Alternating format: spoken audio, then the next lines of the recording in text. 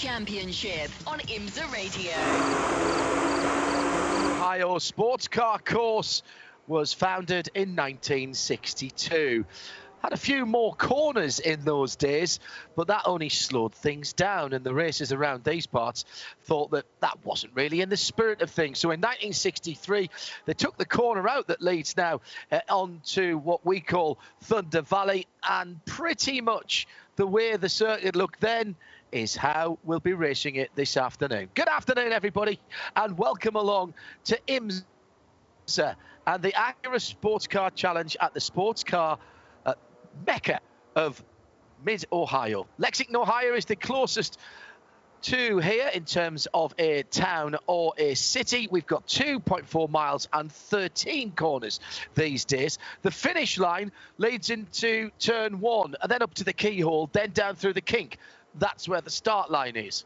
Hope you're following along here, because if you haven't seen this before, you might get confused. Turn 4 and beyond it, a huge gravel trap, which is known round here as China Beach. Then through the S's, over the top at turn 9, through Thunder Valley and into the run to the carousel.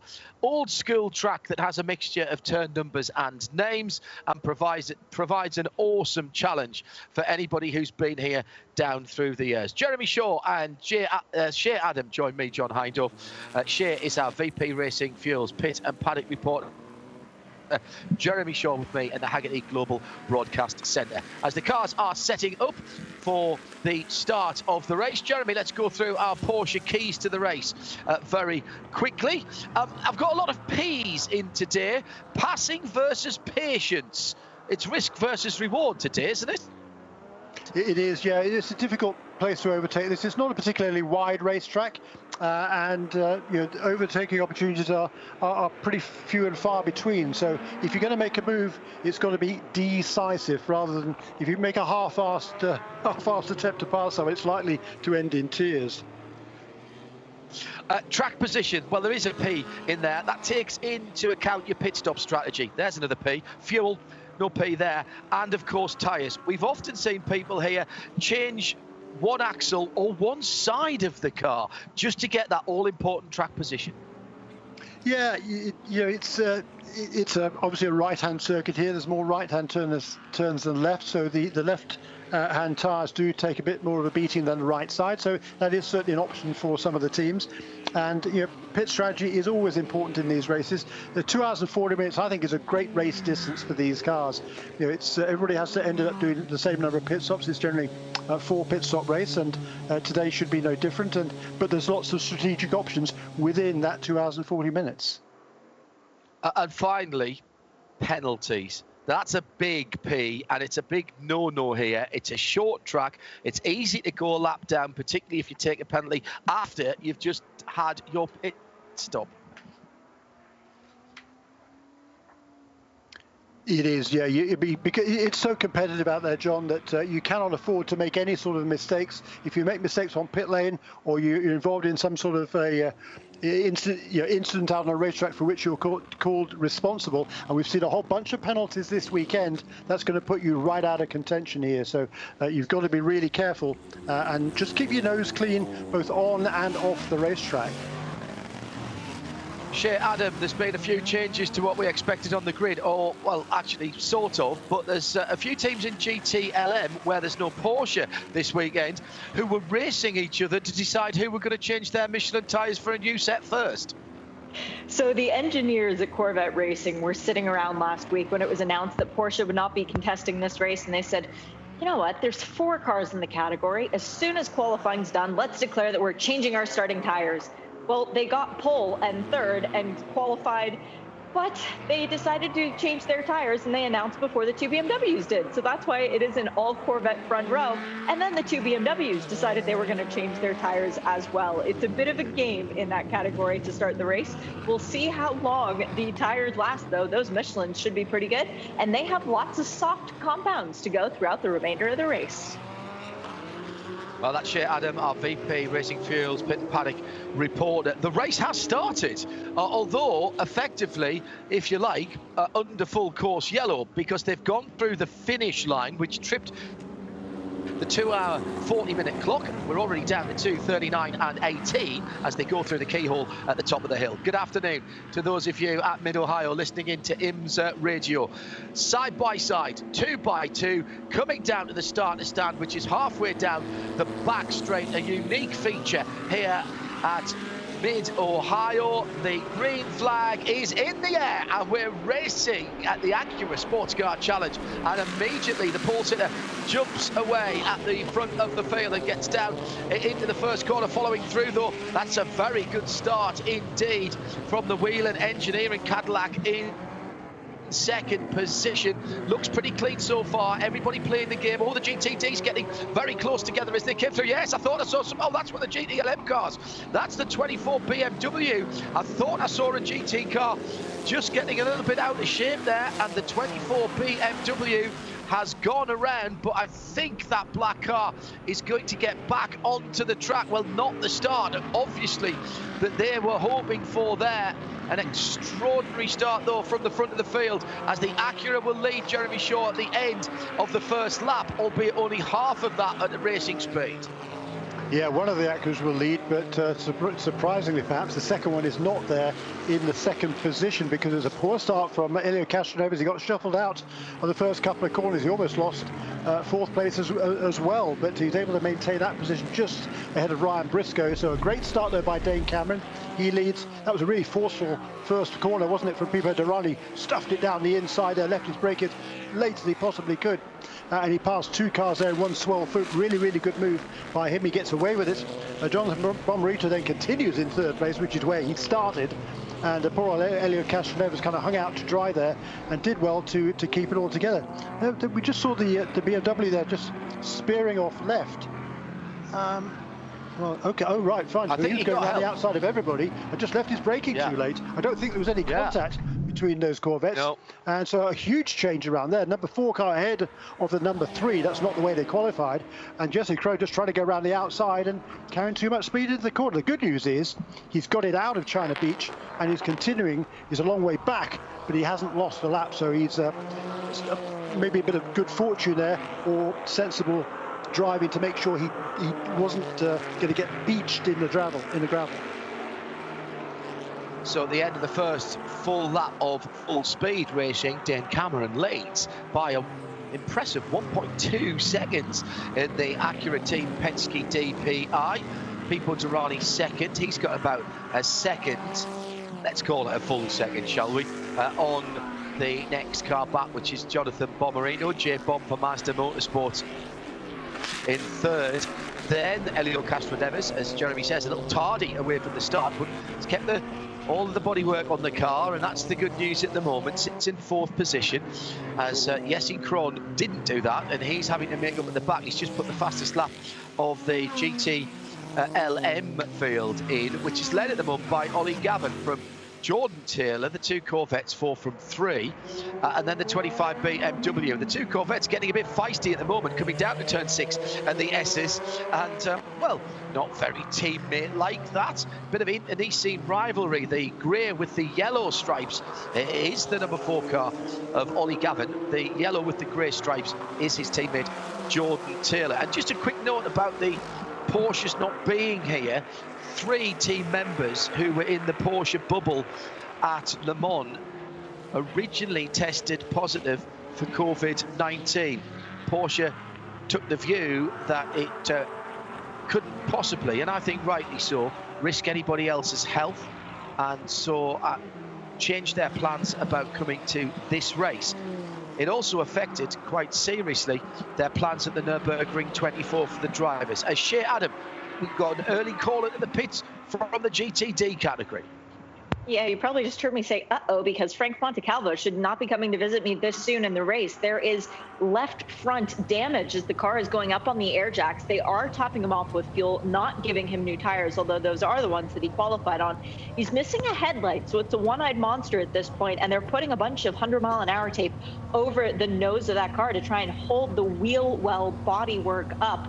The hood is actually even coming down a little bit, too, so Frankie met the back of something unpleasant at the start of the race, but this is bad news typically, when the 14 Lexus qualifies on pole, the 12 wins the race. And when the 12 Lexus qualifies on pole, the 14 wins the race. Well, the 14 was on pole today, but it doesn't look like the 12 is going to be able to come home with the W. VP Racing Fuel Pit and paddock reporter Shea Adam there on the strife that is going on down at AIM Vassar Sullivan. And just to finish our thought about Porsche, and we wish them all well, by the way, the good news was that on a secondary testing, the 3 crew members were cleared of any infection from COVID.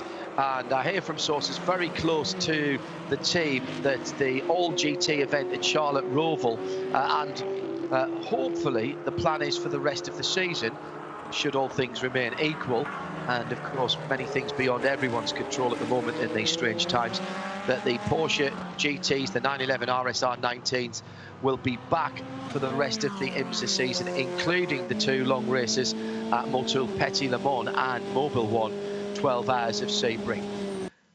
Dane Cameron then leading by 1.2 seconds at the front of the field for Acura Team Penske in the number 6, the 31 red and white Whelen car in second. J-Bomb, Jonathan Pomerito, the 55 in third position. Through goes Cameron to complete another lap. Gavin Taylor Spengler, Ollie Gavin trying to close the gap on his teammates at the head of the championship. And in GTD, it is the teammate of that Lexus that had problems earlier on that leads. Aaron Telitz from Matt McMurray from Shank Racing. And the Acura, their teammates Misha Goldberg sit behind, so that's 14, 86 and 57. A little bit further down the field, Corey Fergus having a decent battle at the moment. And looks like there'd been a problem earlier on for Ryan Hardwick in the Wright Motorsports Porsche. Did he manage to get up inside of the 23? No, but there was a bit of a check-up in front of him, and I think that's where the damage to the AVS Lexus came, Jeremy. I think you're absolutely right. Yeah, it looked like he maybe tagged the rear of the Turner Motorsport BMW. They're going into turn 6, and that car now, that was able to continue. Actually, in fact, Robbie Foley's actually made up he's just holding on ahead of Till Bechtolsheimer, that's right. But problems there for Frankie Montalvo, and I think, is he a lap down, or was he able to get back out without losing a lap? Quite sure. I think maybe he got. I think he did get out without losing a lap. I think he lost a lap to the overall leader, but possibly not to his class leader. I'll check that the next time they come round, Jeremy.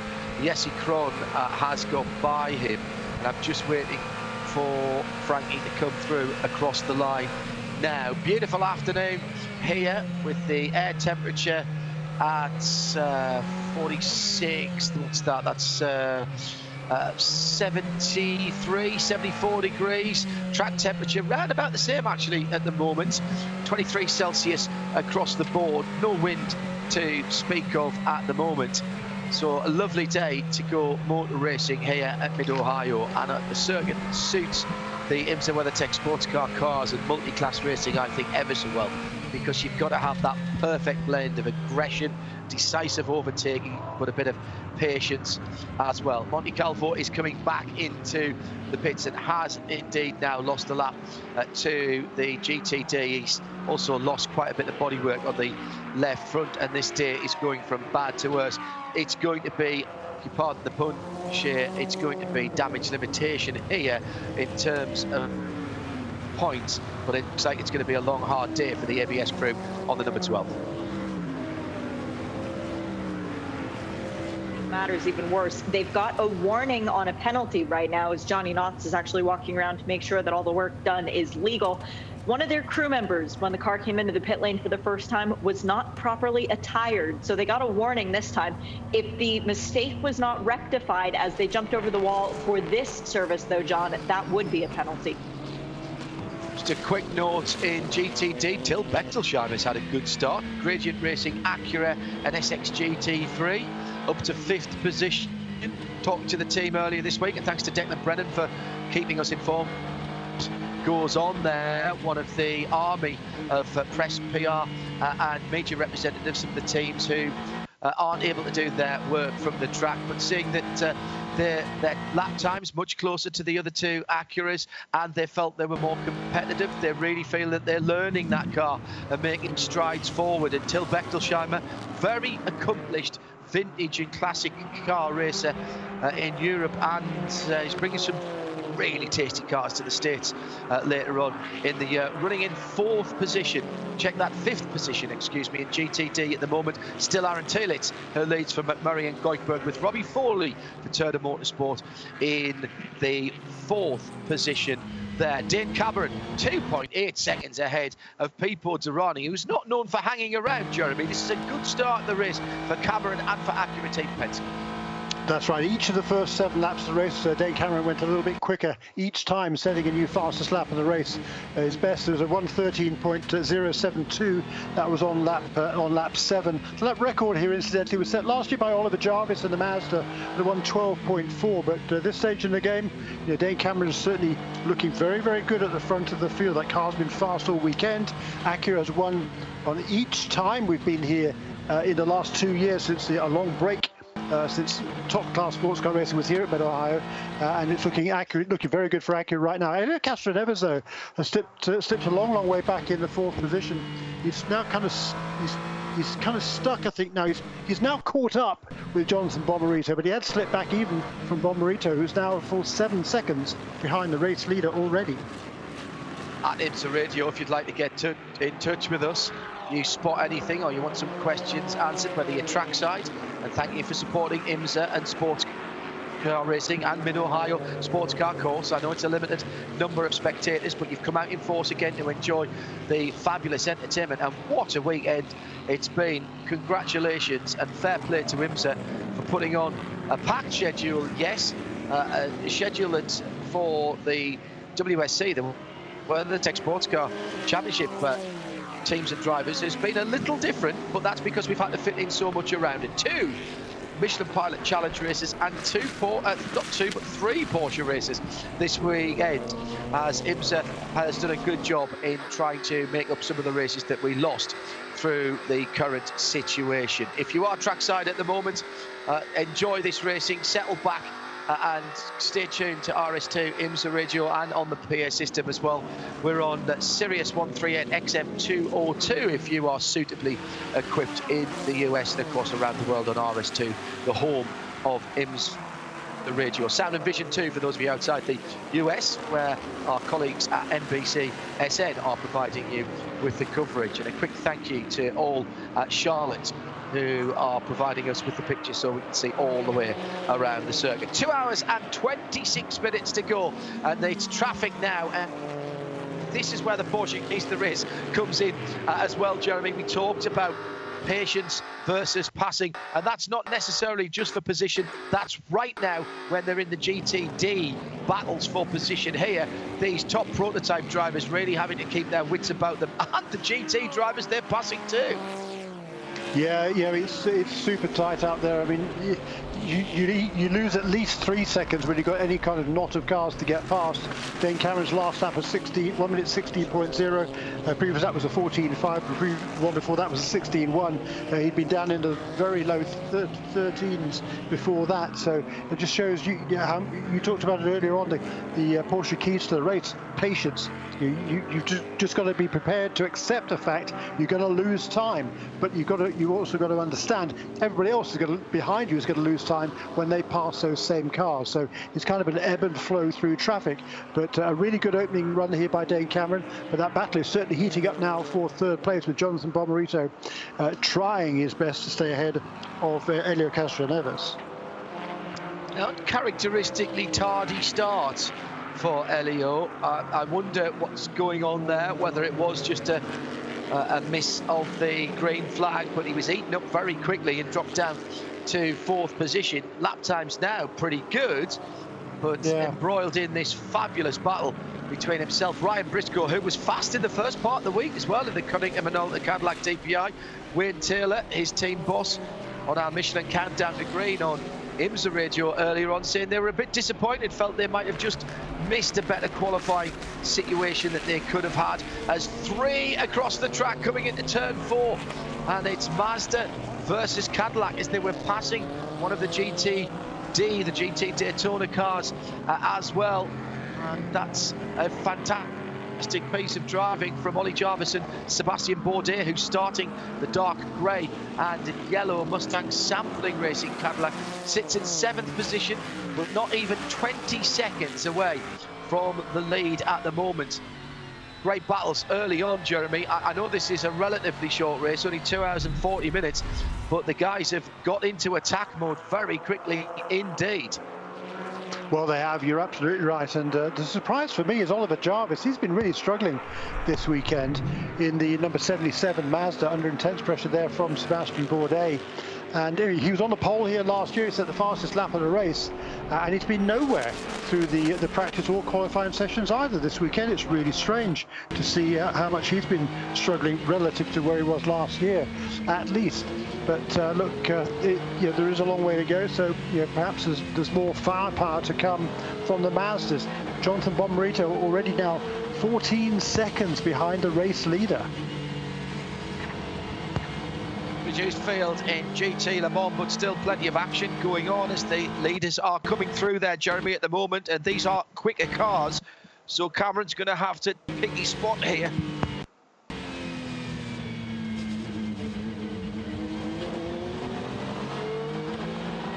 The battle continues in GTLM. Oliver Gavin just reset fastest lap of the race, actually to the last 2 laps in car number 4, but he still hasn't took away from the number 3 Corvette, with Taylor just remaining in his wheel tracks, just losing maybe the odd 100th of a second here and there, but really not very much at all, just half a second between those 2 Corvettes.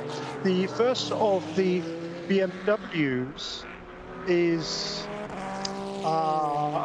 only 3 seconds back, and I thought the number 24 car had moved on to the back ahead of all the GTD cars, but he seemed to have lost ground again, so not sure whether maybe had another off a couple of laps ago, which we missed.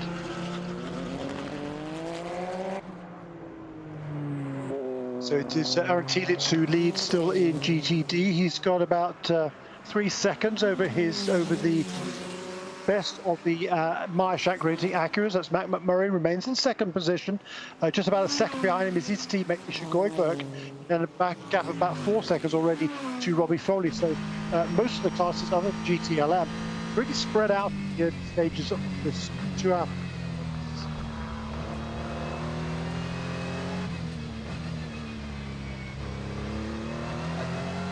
Just getting in. Sorry, Jeremy, just getting into the rhythm here at Mid-Ohio Sports Car course in this IMSA WeatherTech SportsCar Championship Acura Sports Car Challenge. The end of a very busy weekend of motorsport. What a great way to finish it off in the sunshine here at Mid-Ohio. 76, Corey Fergus, Compass Racing McLaren, chasing down Gar Robinson in the Riley Motorsports Mercedes run, Mercedes AMG GT3. Gar Robinson has really impressed me this year. Got about his racing very sensibly, Jeremy, and build up his confidence, build up his experience, and now happy to run with the pack and gets a good bit of racing in, always comes away from the racetrack with a smile on his face. Yeah, he does, and there's such a great atmosphere around this whole paddock. Everybody gets along, everybody is having fun. It's just a great environment to be in, and all of the drivers, I think, thrive on that.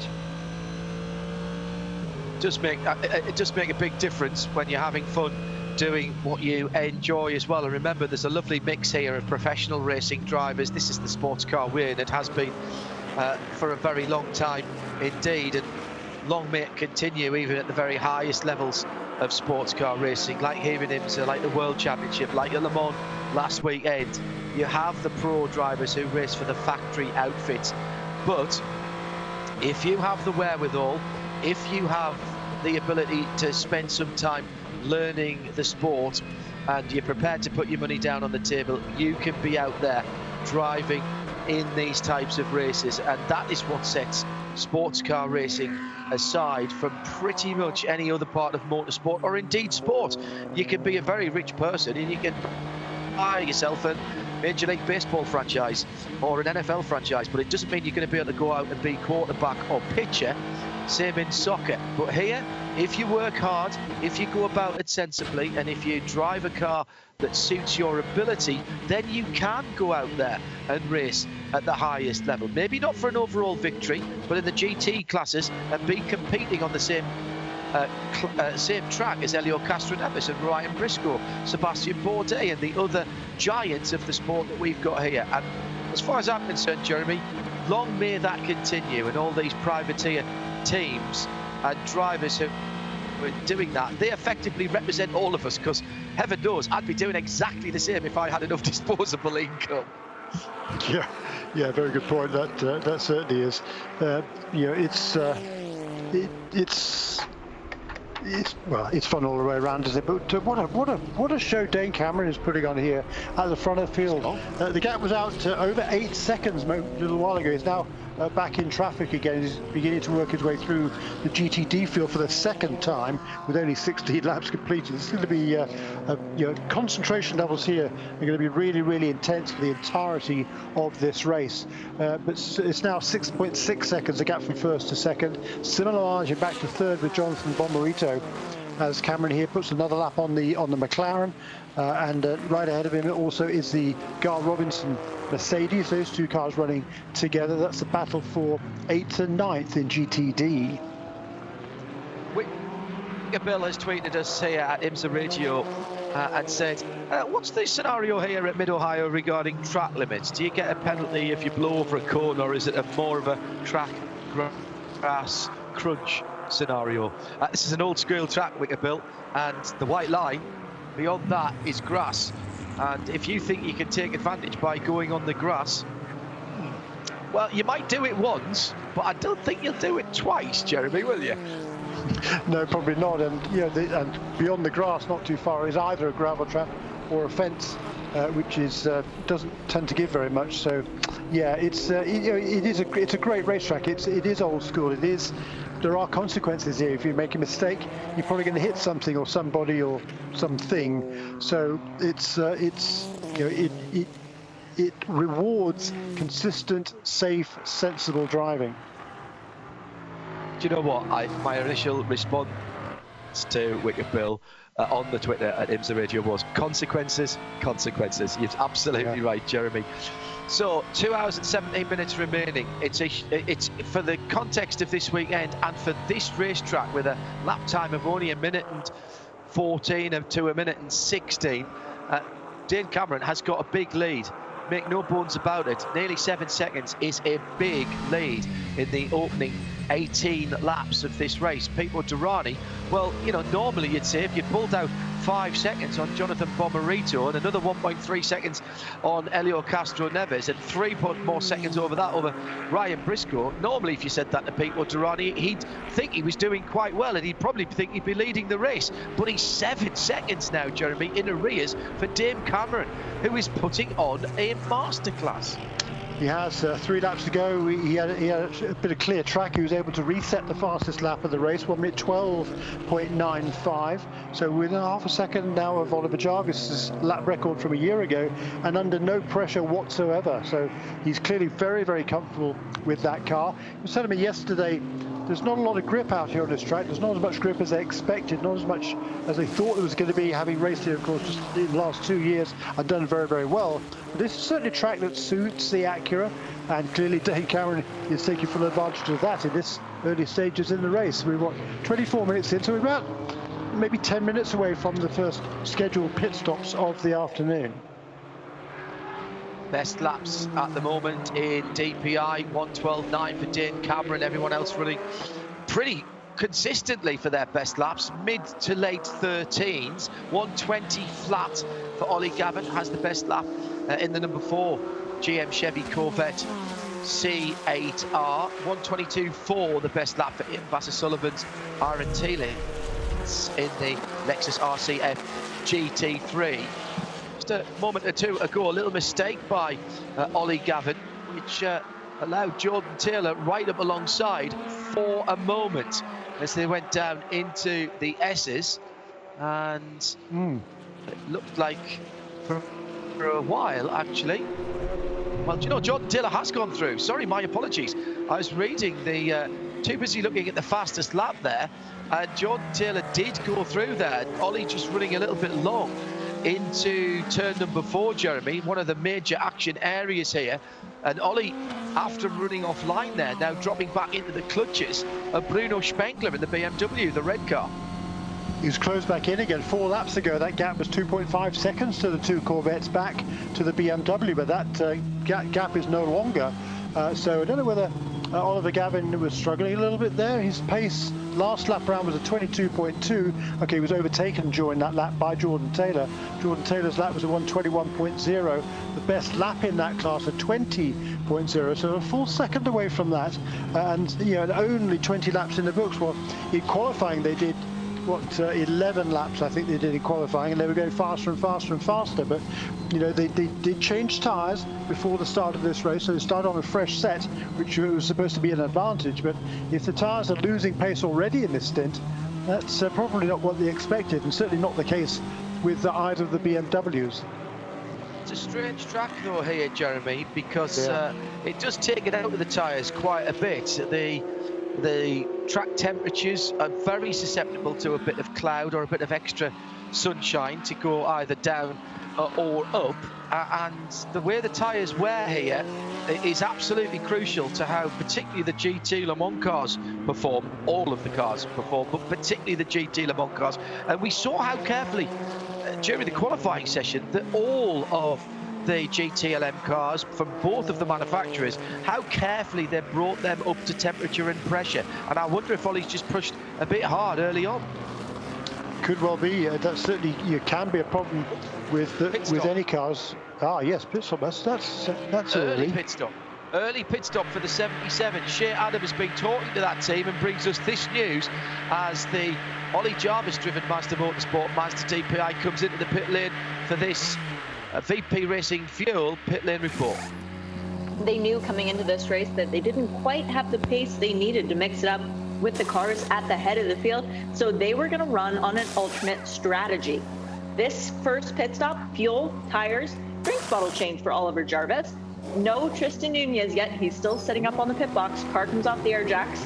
We are at 17 seconds worth of fuel, and away goes the 77 Mazda. Right, okay. Well, that wasn't stationary for an overly long period. So what game are they playing here? I mean, probably not going to know that for about another couple of hours. And if it works, they'll be at the sharp end of the field. And if it doesn't, well, quite frankly, they won't. But the Mazdas, in the middle of last season, had a fantastic run of performance in what we've called the summer of Mazda, or a little later in the year, of course, now. But that's interesting, Jeremy, because that is early and that is a wee bit off strategy for Ollie Jarvis and the 77. However, they have got Lena Gade, who was calling the strategy for that. And many years ago, I said never doubt the Gade. And I would rue myself if I did that right now. But there's something interesting going on there for sure. Yeah, possibly. I mean, all I can think of is perhaps he felt like he was being held up by the number 10 car that was ahead of him on the racetrack. Maybe he felt if he come in, make an early stop, get out on fresh tyres, turn some quick laps, maybe by the time the number 10 car makes its pit stop, number 77 will be past it. That's not really the reason I can think of to make a stop at this stage. But certainly that would be an extremely good reason because it is so difficult to pass here, and clearly he wasn't able to do so. But anytime he fell back a little bit in traffic before making this pit stop, Jarvis did seem to be able to close in again. So it looked like a very late decision, didn't it? He was halfway around the carousel and suddenly peeled off to the left, where he almost seemed to be committed to going on to complete the lap. So I think that would be my guess as to why they made that stop right then. Through goes Gar Robinson on, well, actually, I think he was under a bit of pressure there, wasn't he, from the 76 of Corey Fergus. They're still having this cracking scrap for 8th and 9th in GT Daytona. They're only a second behind Ryan Hardwick in the Wright Motorsports Porsche. And then 4 seconds further up the field is Ian James in the Heart of Racing. Another good run for Ian early on here in the GT Daytona Heart of Racing team, Aston Martin Vantage GT3. If you don't know about Heart of Racing team, look them up.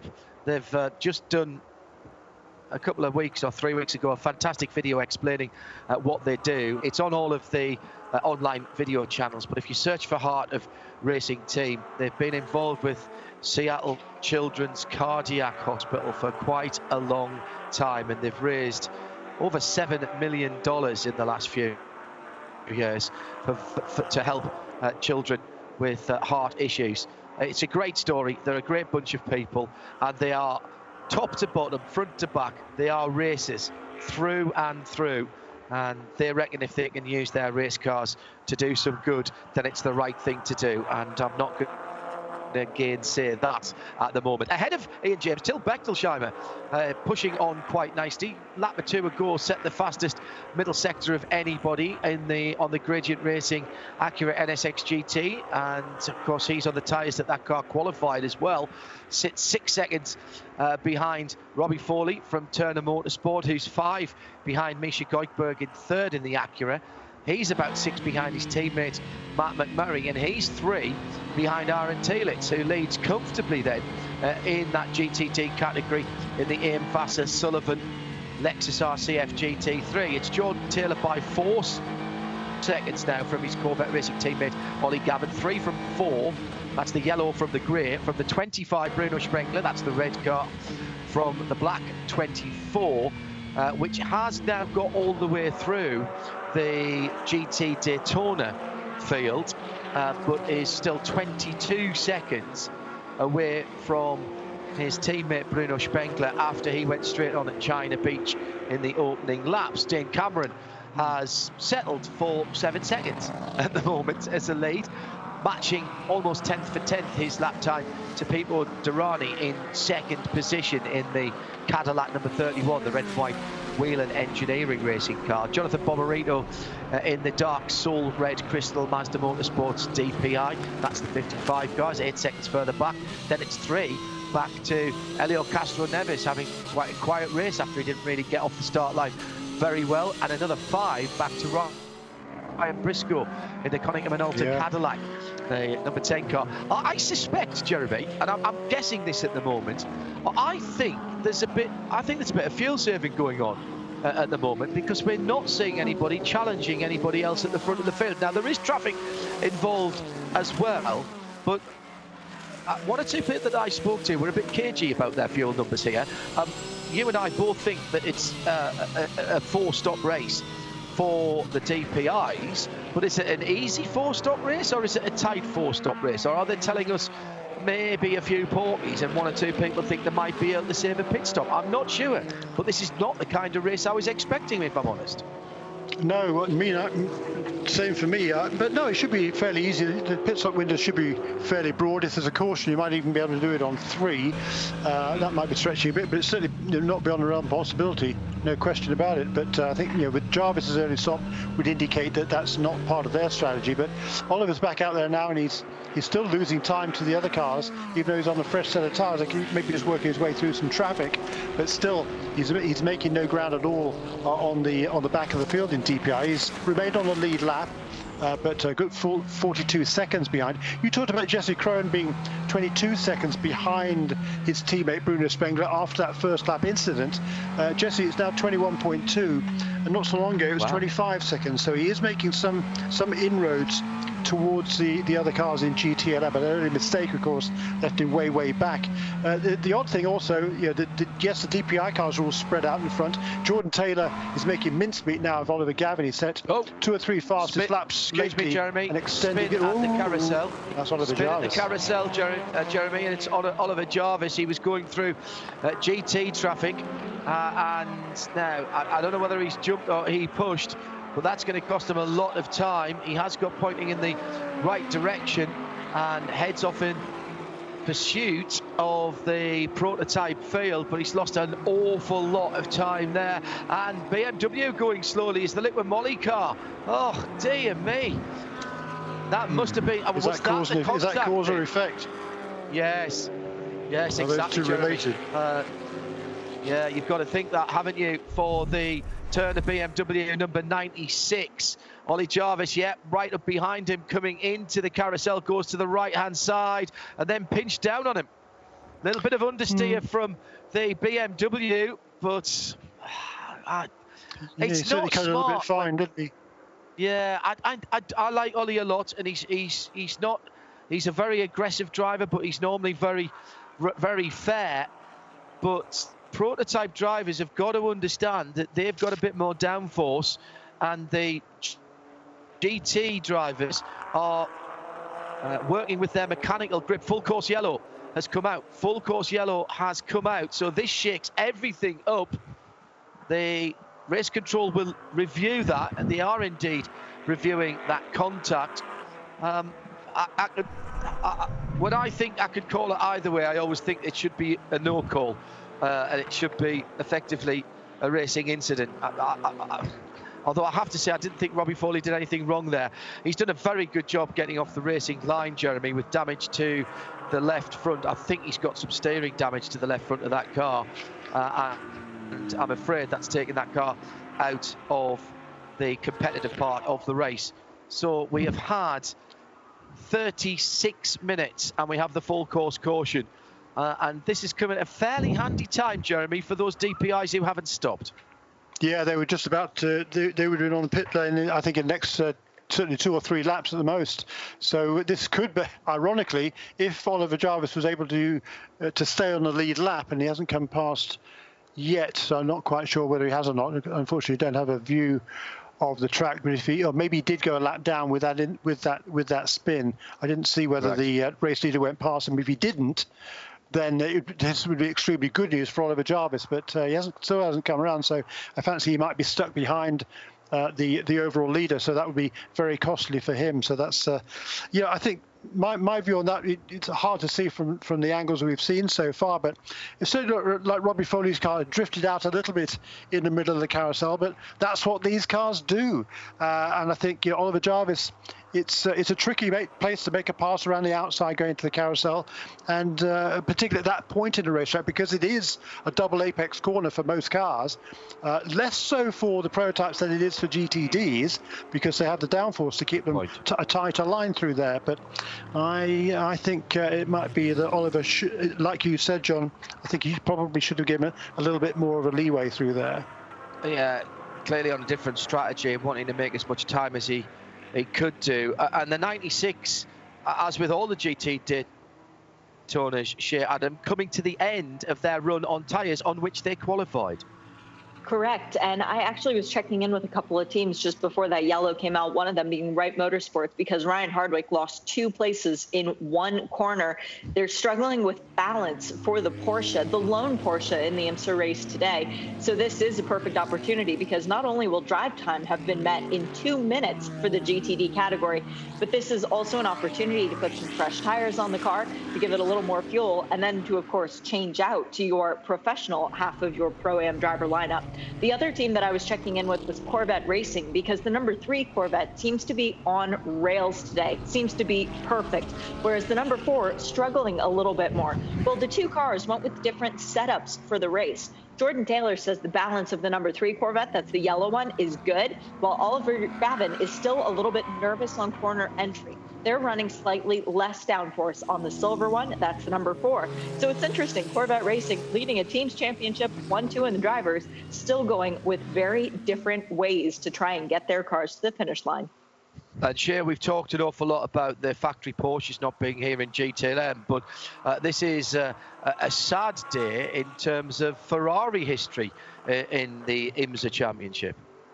Very much so. It's the first time in almost a decade that an IMSA weekend has happened without a prancing horse on the entry list. The Scuderia Corsa team off in WeatherTech Raceway Laguna Seca this weekend, where Cooper McNeil is running in the Ferrari Challenge Championship. So he and Tony Valander not running in the GTD class means that there are no Ferraris whatsoever at Mid-Ohio this weekend. There might be a few in the fan lot, to be honest, but not running in competition. All right, we've got pit stops. The pits are open for the prototypes. So DPI cars coming in, and we have 7 of the 8 cars coming into the pit lane. Everybody except for that 77 of Ollie Jarvis. Dean Cameron is out of the number 6 Acura Team Penske from the lead of the race, fuel and tires, and a Montoya being strapped in. Number 55 Mazda has also come in. Jonathan Pomerito not done driving just quite yet. Fuel and tires for the Mazda as the Acura roars back into life. It's also fuel and tires for the number 31 Whelen Engineering Cadillac. That car still pipified by the look of things. No Felipe Nasser behind the wheel of that one yet. Montoya was the first car back off the pit lane, followed by Durrani. And then next, it's another Acura. So the 7 manages to jump ahead of a few other cars. Elio Castroneves still driving that, as is Ryan Briscoe, re-emerging in the 5th position for Wayne Taylor's team. We heard from him earlier on. And it's still Sebastian Bourdais in the number 5 Mustang sampling Cadillac. Last car off the pit lane is that 85 JDC Miller Motorsport strategy being called today by Steven Simpson, one of their longtime drivers and still one of their drivers. And Gabriel Avery remains behind the wheel of that one. So that is the DPIs again for those of you perhaps coming to us today after a long weekend of motorsport around the world, catching up on what's going on here. We open the pits next time around for the GT cars, so the GTLMs and the GTDs. Ollie Jarvis, of course, stayed out and will go in behind the safety car. But Jeremy, I think you're right. I think was he right? No, he did drop off the lead lap because there was cars in front of him. Yeah. He did. So by staying out now, he will get ahead of the other contenders in DPI. So before we go back to green, he will get waved around the safety car because he is between the safety car and his class leader. So he'll be able to run around and pick up the back of the pack. We'd have to hustle because they'll probably go green fairly soon after that. So, but at least he'll be back on the lead lap with everybody else. Hello to Bryn Smith. Not sure where you are in the world, Bryn, but nice to hear you're watching and listening to IMSA Radio. Loving it. Nottingham. Nottingham in the UK on a Sunday evening. So over there, it is what's just coming up to 8 o'clock in the evening at the moment. Under 2 hours to go. There's an Audi in the pit lane, which doesn't seem to be going anywhere very quickly. Shea Adam. That's because pretty much all the GT cars have come into the pit lane with this stop, except for, I believe, the 74 of Gar Robinson and the 44 of John Potter for Magnus Racing. I'm confused about that. In any case, we have the 14 into the pit lane from the race lead. That was Aaron Telitz bringing the car in. I don't see the door open. The fuel nozzle has come out, but the tire change still isn't done. So a botched pit stop from Aim Vassar Sullivan means that GTD car should not be leaving in the lead. Both of the Corvettes were in. It was full service for the number 3, but Jordan Taylor stayed behind the wheel for full service for the number 4. But now it's Tommy Milner driving that car. The 25 BMW was also into the pit lane. Connor DeFilippi taking over from Bruno Spengler. Fuel and tires there as well. And for the 24 BMW, that gap that was caused off the start of the race, well, that's gone. And now John Edwards is behind the wheel there. It's still showing as Aaron Telitz behind the wheel of the 14 Lexus and Matt McMurray for the 86. That's because we have not quite hit the drive time. It's 43 minutes to race a lap. So everybody came in and did their pit stops except for the Riley Technology Mercedes and the Magnus Lamborghini, as well as the Monte Calvo Lexus, which was already well down, and then the Foley BMW. So that's a big difference. That's so close. I thought they were going to sneak in just at time. But of course, the next time around, John, we can get the pit stops with the driver changes when the pits are open for everyone. Well, yes, possibly, but they'll give up some track position there. It's slightly confusing, particularly for teams who've been racing in Michelin Pilot this weekend, where the drive time was 40 minutes. It's 45 here in the WeatherTech SportsCar Championship for the Acura Sports Car Challenge.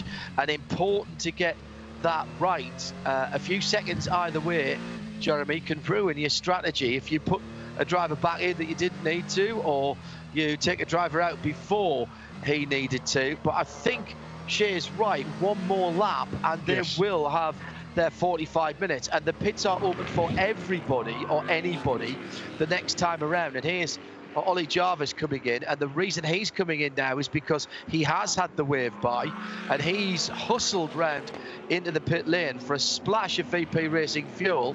He revs the 2-litre 4-cylinder turbo engine, Shea. And a left front tire changed on, one tire only. Oh, right. And he's being held at the end of pit lane until the whole safety car field go through. So he's going to have to start right at the back. But, well, Sorry, Shay, go ahead. And That was a good pickup by Ollie Jarvis, though, to actually look at the red light at pit exit, because people blow that all the time and then get penalties. yes, but they did not get their lap back, so they made that stop too quickly, and they're still a lap down to everybody else. If you'd been able to get out before the safety car came up to the pit exit, that would have been good. But he wasn't. They didn't have enough time to make their pit stop and get to the exit of the pit lane before the pit exit light was closed. So that's a miscue there once again, or oddly, for the number 77 car of Mazda Motorsports. That car will remain one lap down. But it will be able to pass all the GT cars, and Ollie is doing that at the moment down driver's right going into turn 4 because there is a DPI class split. So would it have been better, Jeremy, then to go round another lap and once he was waved by, get that hammer down and go by another lap, because there's no chance they were going green, or was he worried they would go green this time by? You're right. That's an uncharacteristic error there, and or at least a slip up, because they did get the lap back, and that's clearly what they were playing for there. Yeah, odd, to be honest. Not quite sure what they were thinking there, but certainly a miscue, because yes, if they'd gone around one more lap, then they would have been able to, even when they went back to green, they could have made the stop then, but at least they would have been back on the lead lap, and now they've got all that work to do, and at the very back of the pack. We're back to green racing. He might have been able to come around, but still, the bottom line is it's still a lap behind everybody else. Oh my goodness, back to green flag racing, and out of the pits comes the wounded Frankie Montecalvo in back to Sullivan Lexus, right in front of the DPI leaders as they go through the long right-handed hairpin at the keyhole for the 34th time, with still an hour and 53 to go. It's RS2 IMSA Radio live with the Mid-Ohio race for the Acura Sports Car Challenge in the IMSA WeatherTech SportsCar Championship, and we're back to green flag racing after the first safety car intervention of the day, and Juan Montoya leads it. He's just got in the Acura Team Penske car.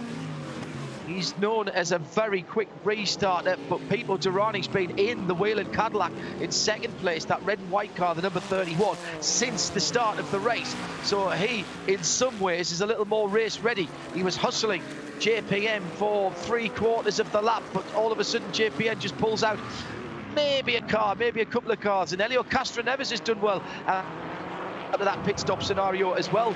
Jeremy, a little bit lackluster maybe at the start. I'm probably being a bit harsh there, but I'm judging Elio by his normal very high standards, particularly at the start of the race. But now in third position, and with the field closed up, he's right back in contention.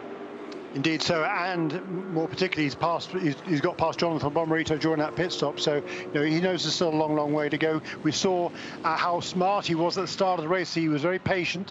He saw that he'd been overtaken around the outside down the inside, wasn't it, by Pipo Derani going into the first corner, turn 4 on the first lap, and he didn't get flustered by that, so he's kind of letting the race come back to him.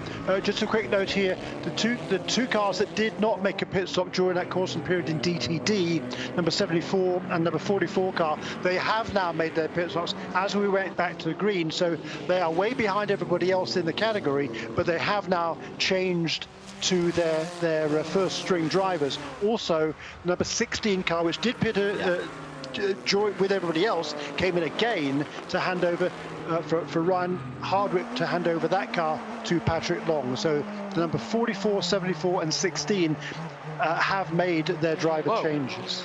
55, J-Bob on the pit lane for the dark red Mazda. Shea Adam has the news with this VP Racing Fuel update. The 55 is getting a drive-through penalty for leaving with equipment attached. The 77, the sister car, is getting a drive-through penalty. Incident responsibility with the Turner Motorsport BMW. We also have 2 more penalties coming. The number 30, Team Hardpoint Audi, speeding in the pit lane 2 clicks over, that's a drive-through.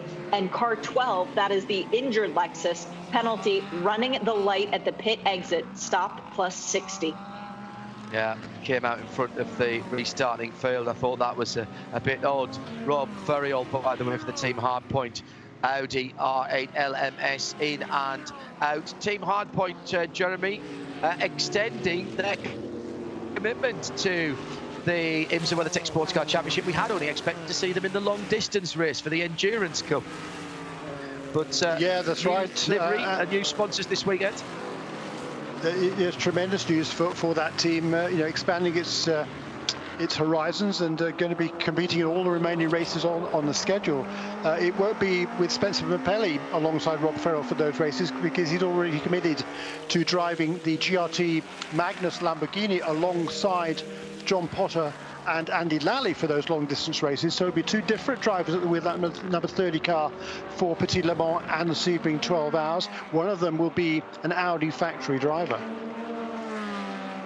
I've tried my hardest to find out who that might possibly be. I've come up short today, despite asking quietly, slightly less pointedly, and then straight out. And still I haven't been able to get an answer. But I promise you, I'm working on it. And I have been in places today that were exactly the right place to ask that question. But good to see Hardpoint extending into the endurance races as well as the sprint championship, which is what they originally had committed to. At IMSA Radio, if you'd like to get in touch, good to have your company for those of you here at the circuit, and of course listening around the world on RS2 IMSA Radio, XM Sirius, or should I say Sirius XM, excuse me, 138 and 202.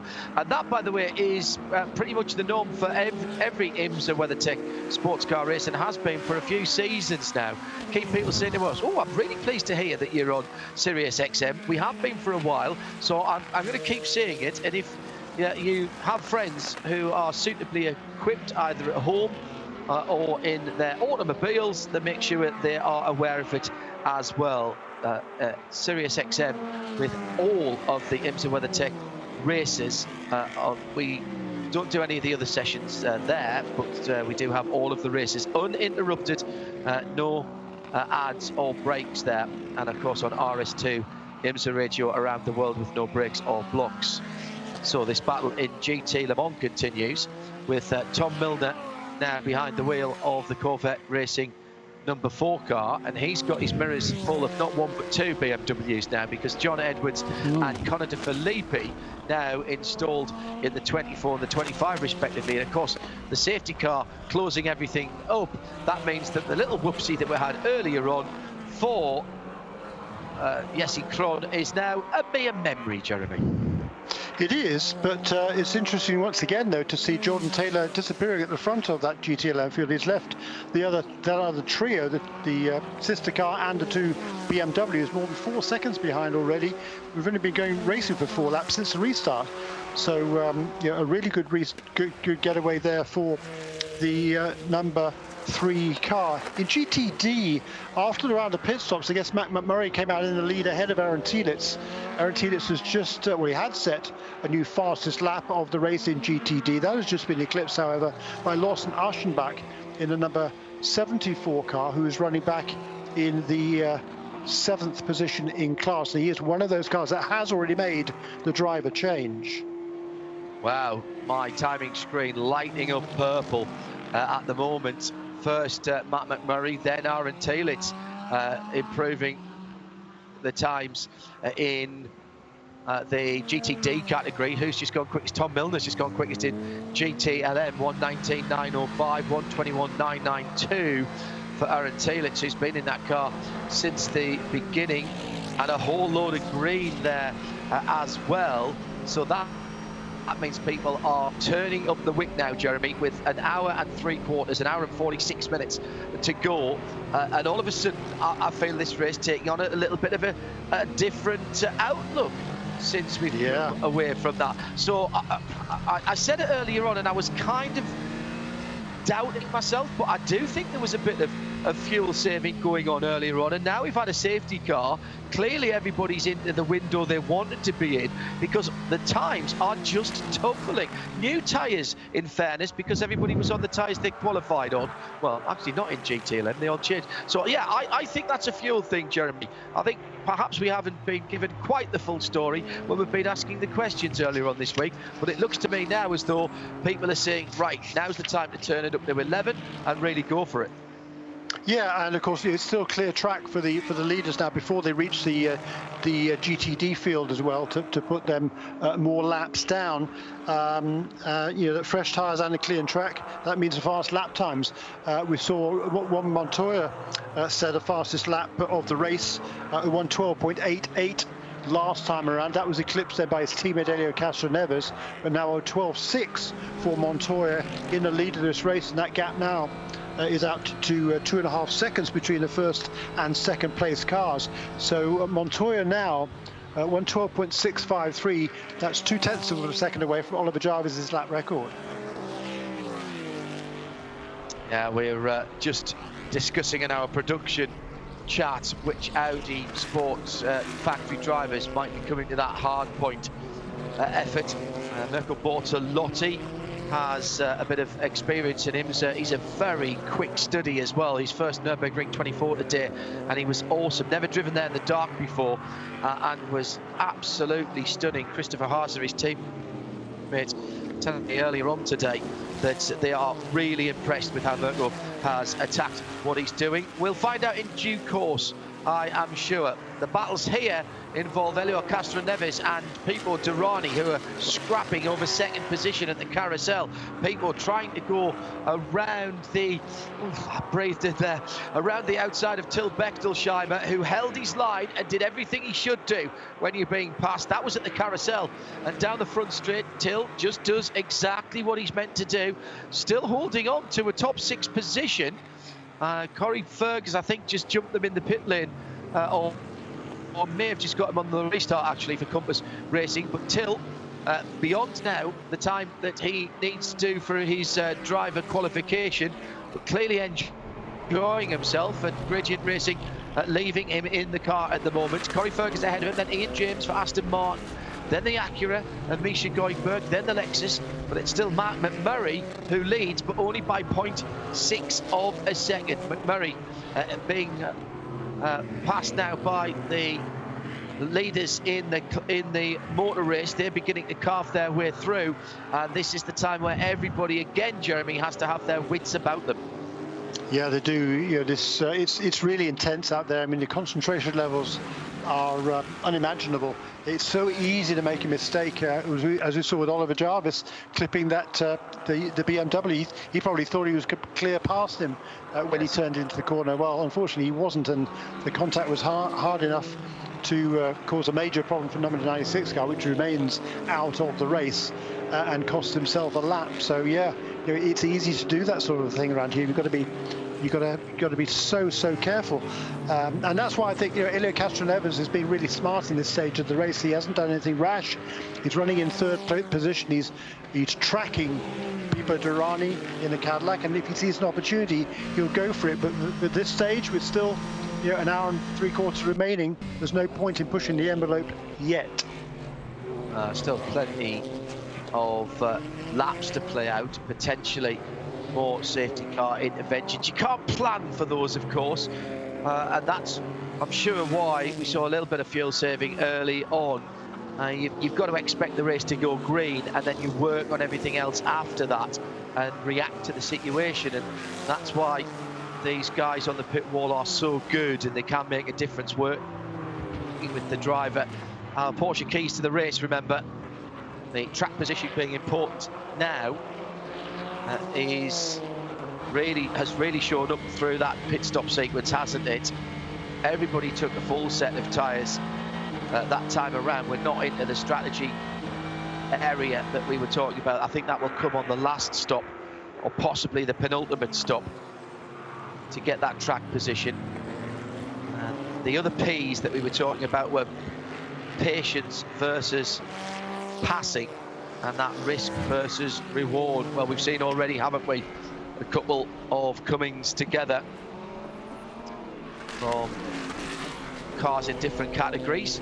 And if you're wondering, by the way, about the rules about passing, your race director, clerk of the course in Europe, I suppose you'd call them, will always tell you in the driver briefings, and make it absolutely clear, it is up to the faster car to get by safely, to make that pass safely. So if you are in a category of cars that is not, let's say, a DPI in this situation here at Mid-Ohio Sports Car Course, you hold your line and you are entitled to your racing line. That's the other thing. And it is up to the faster car to make a safe pass. Talking to Alan McNish earlier on today, and hello Alan McNish, I'm sure that you will be tuned in and watching the progress of this race. And he said he thinks that the GT drivers have a huge amount of talent and a huge amount of spatial awareness, more so even than the DPIs. Yes, in the DPIs or any prototype, you've got to make those split seconds decisions, and that's effectively where your race is won and lost. But he said the spatial awareness displayed by the GT drivers, he says it's extraordinary. And if Alan McNish says it's extraordinary, then I'll take his word for it. Safe home tomorrow. Best of luck to best wishes to Kelly and I was going to say the little ones, but neither Findlay or Charlotte are very little anymore, Alan, and hope you travel home safely tomorrow. An hour and 40 minutes, 100 minutes, Jeremy, to go. Your thoughts then on the first hour of the race and how it's panned out. I said it before, I'm going to say it again, it's not what I was expecting, but it's starting to hot up for me right about now. I agree. Montoya isn't getting away from Pipo Derani with anything like the same alacrity that Dane Cameron was from Pipo Derani earlier in this race. So yeah, the gap they can still see each other. They're now working their way past the GT LM cars for the third time in this race. And the second place car is within a couple of seconds of the race leader, and he's bringing Elio Castroneves along as well. So clearly the Acuras are working really well today. Elio Castroneves having won the last two races in succession along with Ricky Taylor. They had a dismal start to the season. They were 8th in the first two races, then 7th. But oops, as I say that, Jeremy, that's the leader. 6 cars that's the leader. off the road. Yeah, gone off through the top of turn 6, just completely misjudged it, and has gone off a wild rallycross style ride over the drop down behind Derani, and Durrani's gone through, so assumes the lead of the race. Actually did not lose as much time as I thought he would do. So Elio Castroneves now flying the flag for Acura, and is right on the tail of Pipo Derani as they go into the first corner. Montoya, for the moment, is scored in third position. Has lost a couple of 3 seconds there at least. And what happened? He was trying again to go around the outside and just got offline on it. Now, we talked about this earlier on, Jeremy, how difficult it is offline. I don't think there was a touch there between the Acura team Penske and the Lamborghini of Andy Lally, but it just seemed that as soon as Montoya got offline, he just couldn't get the car turned at all. Now, there's no touch there, Jeremy, for my money. Just couldn't make the corner. I don't think so. And again, if there was, it was the same sort of thing as when Ollie Jarvis tried to pass the BMW of Robbie Foley earlier on. He just didn't leave him enough room. I mean, the cars are going to drift wide a little bit in the middle of that corner, so yeah, and you've got to take that into account when you make the pass. So yeah, a very uncharacteristic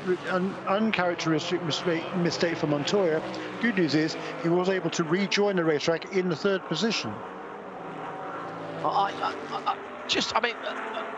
Completely coincidental that we were talking about the etiquette of passing there, but that was a perfect example of it. And Andy Lally does nothing wrong there, the same as Robbie Foley, for my money, had done nothing wrong. And unusually, I had of the same opinion as the stewards, not because I'm casting any aspersions on the stewards, but I don't have to make those calls, and often we don't always have the same amount of information and the ability to go back and review several times before making the correct decision. I'm obviously finger on the trigger as we're doing the play-by-play. It's not a job I would do for quids, as they say, not for many quids, to be honest. Durrani leads the race, though, Jeremy. He's inherited that. He was under pressure a moment or two ago from Castroneves. Montoya's now another couple of seconds further back.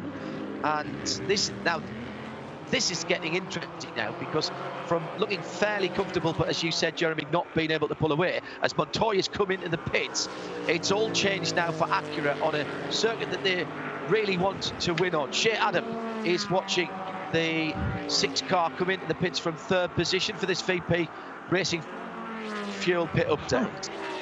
Interesting pit stop is it's fuel only for Juan Pablo Montoya, and clean out of all the air spaces where the grass possibly would have gotten in, as Montoya was doing a bit of groundskeeping out there. No cats, they're very particular about that, but just waiting on the fuel, as it's now 17, 18, 19, 20 seconds elapsed. That was a decent amount of fuel going into that Acura. Yeah, a very decent amount of fuel. So they're going to push him long now, and they didn't change the tyres, Jeremy. No, that's a good point. I mean, that's slightly strange that they would bring him in then. I would have thought, I mean, it's way early. Certainly shouldn't have needed to come in for fuel at that stage. So whether there was a problem on the first stop, or I mean, the other reason to come in, it would be if he picked up a puncture after making that, maybe contact or not, or running off the road, certainly at turn 6. But as Shea said, they didn't seem to change the tyres either. So that's a curious one. Yes, he was only about halfway through the stint. Not even. No, not even. Yeah, well, 18 laps. He done 40. He done 14 laps. Yeah, close to half a cent. Yes, fair comment. Yeah. But you'd expect to get 28, possibly a little more with a bit of yellow help there. He's dropped down the field, of course, and now sits in 7th position. The last car on the lead lap in DPI. That's going to give him the opportunity, I suppose, to go long now. So where's that going to push him into the race? You can do about 40 minutes is what we're saying. So that'll take him down to about 50 minutes to go. As you see, that doesn't get him within one more pit stop of the finish even. I don't think it does, not without a bit of help. You could get to the end with 2 pit stops from here. An hour and 30 minutes. Yeah. You can do it on 2 more pit stops here. That's about the earliest you would want to come in. So I fancy that's what they're thinking. But I'm surprised they didn't wait till he closed up on the 2 leaders before making that stop, because he was still I think a couple of seconds behind them, having made that run off the road, the unscheduled run off the road at turn 5. Yeah, exactly. Yeah. But I do think, John, he probably can. I think the team reckons they can get to the end of here with 2 more pit stops, and then he'll be the same as good to go anybody else, though, isn't it? Indeed. So he's just making his pit stop earlier, and yes, possibly a shorter last pit stop, of course. My point being that if we he'll need pretty much 2 full stops from here.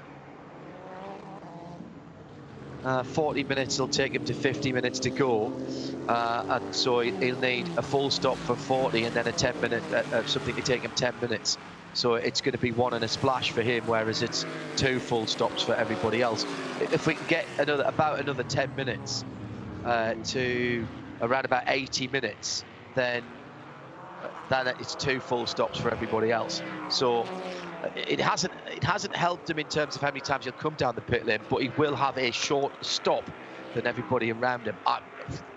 That's all things being equal. This is Paul Truswell, our ace statistician, always says it never is, and he's absolutely right. You can have the most advanced computer programs in the world, but sports car racing isn't run on computer programs and isn't run on.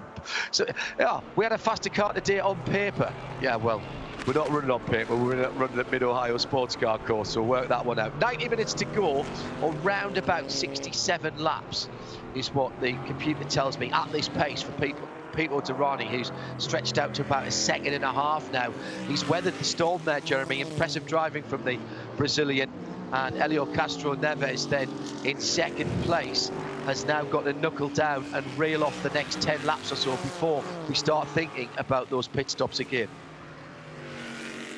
Yes, so yeah, yes, and he's extended his lead, hasn't he? Just pulled away a little bit over the last few laps over Elio Castroneves as they're coming up now to put another lap on the two leaders in GTD. McMurray running very, very nicely out in front of this field, having made a really good first pit stop and leapfrogged the Lexus of Aaron Telitz.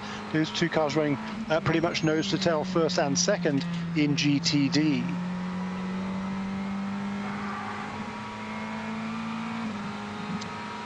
So coming around the pit stops, let's have a look at what's going on in GT Daytona. They've got a ways to go at the moment. Still Matt McMurray holding a very slim lead to Aaron Telitz as they go past the crowds in 4, 5 and 6, heading towards the S's now. That's the bright coloured NSX. Honda and Acura, huge supporters and partners of Mid-Ohio Sports Car Course, and that's a partnership that has endured over a very long period of time, Jeremy, and they do very much like to see their cars winning here, and it would surprise me not at all if there are quite a few Honda employees here this weekend. Yeah, I'm sure you're right. It's pretty close by to Marysville. They always have, as you say, a lot of great support here. So limited number of fans allowed this weekend, but I'm sure you're right. I would be no doubt at all there'll be quite a lot of people here from the Marysville Honda H&D R&D. They have races there themselves, of course, have been in the past with entries into the IMSA Championships. I'd love to see you back again, guys. I know it's a big commitment to do that in your off time, in your spare time. So we rumour a little while ago that they might have got an NSX to run. Never materialised, sadly, but we have seen them in the past. Shea Adam brings us good news. They ran it for a little while, a couple of years ago, didn't they? Yeah, they did. Yeah. They ran Civics as well. Shea Adam has some good news. If you're the crotch belt or any other BMW M6 GT3 Turner Motorsport fan, Shea?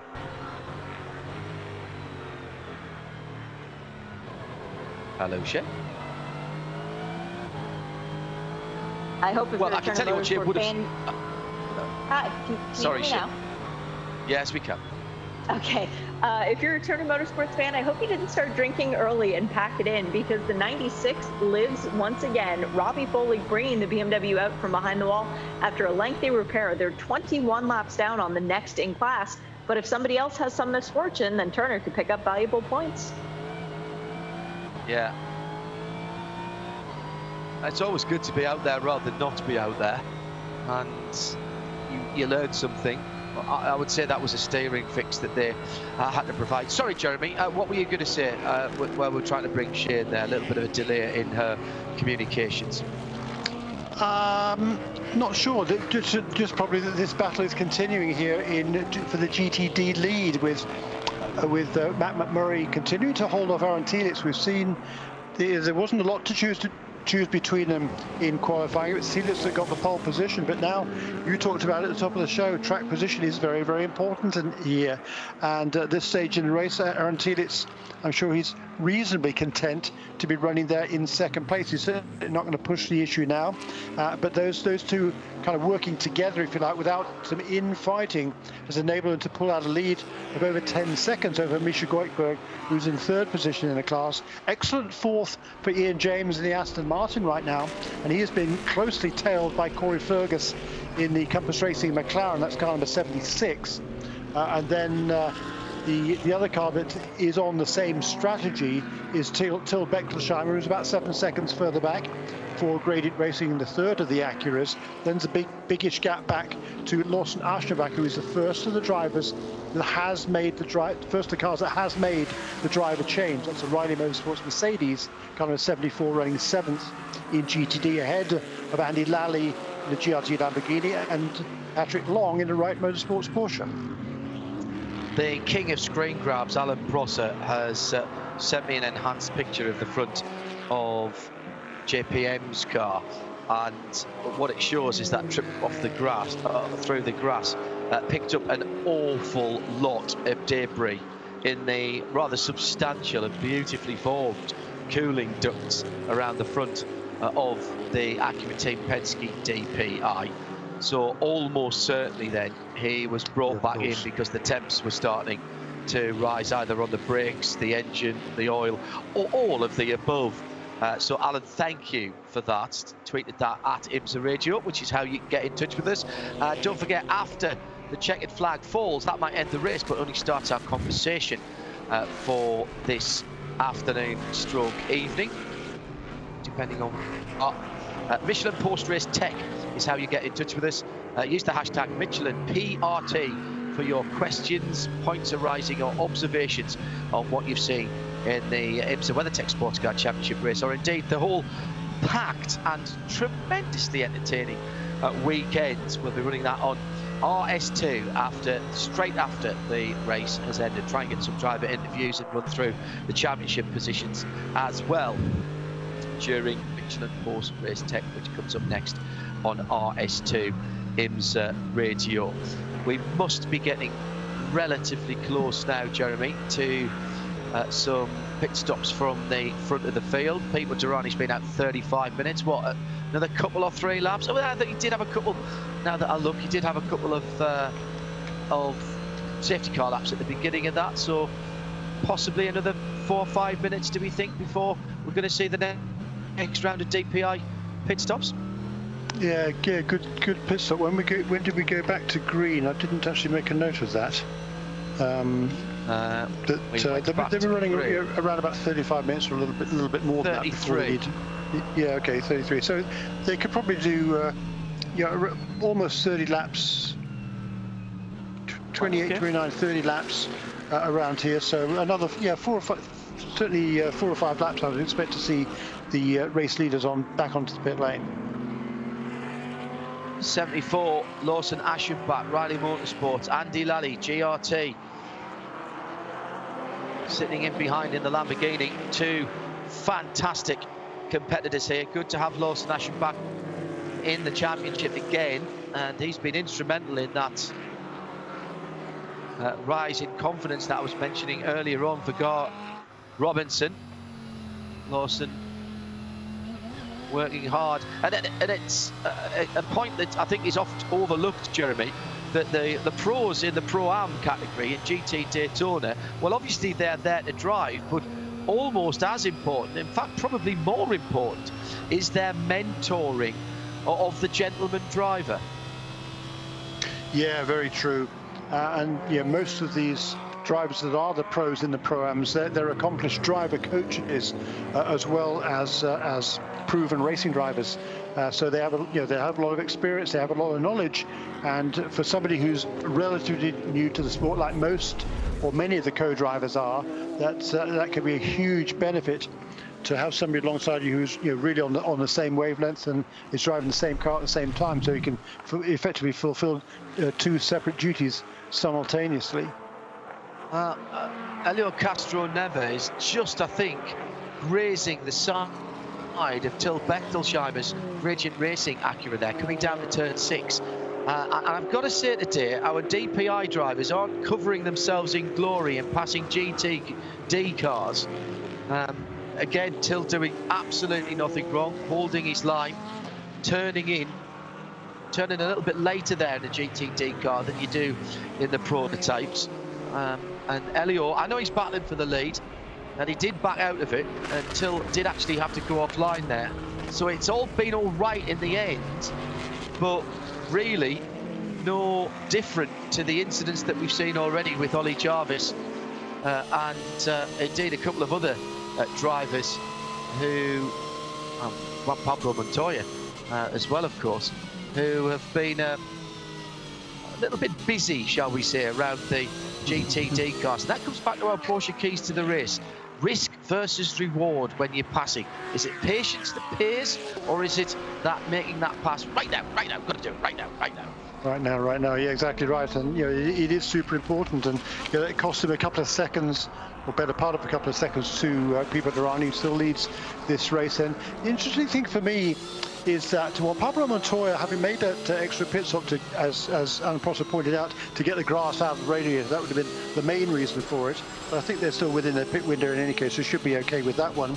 But he hasn't been making any significant progress towards catching number 55 car, which is the next in line in front of him, that being Jonathan Pomerito. Pomerito, however, has caught up now with number 85 car of Gabriel Aubry, so that's going to be a battle that is now going to unfold. That's for 5th and 6th positions. After the caution period and number 55 car serving its penalty, it came out about 18-19 seconds behind the number 85 car. Now, 23 laps later, that gap is down to 0. Just a couple of car lengths between Aubry in the number 85 Cadillac and the number 55 Mazda of Jonathan Pomerito.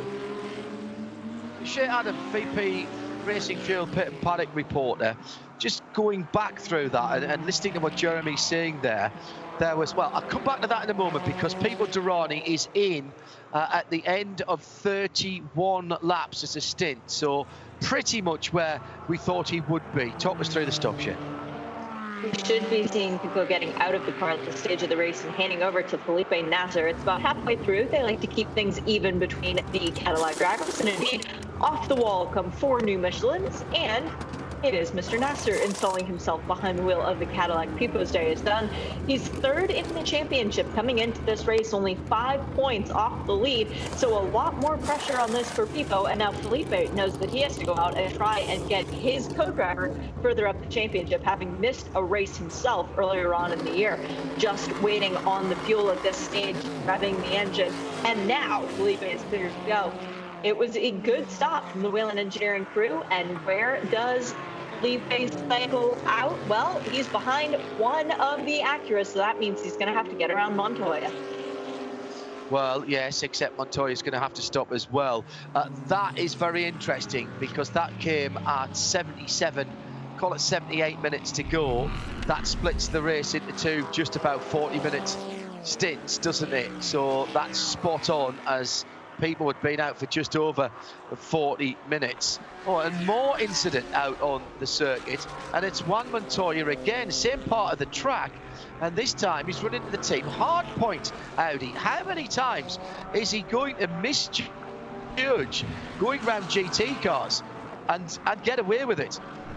It's not considerate driving, I'm afraid.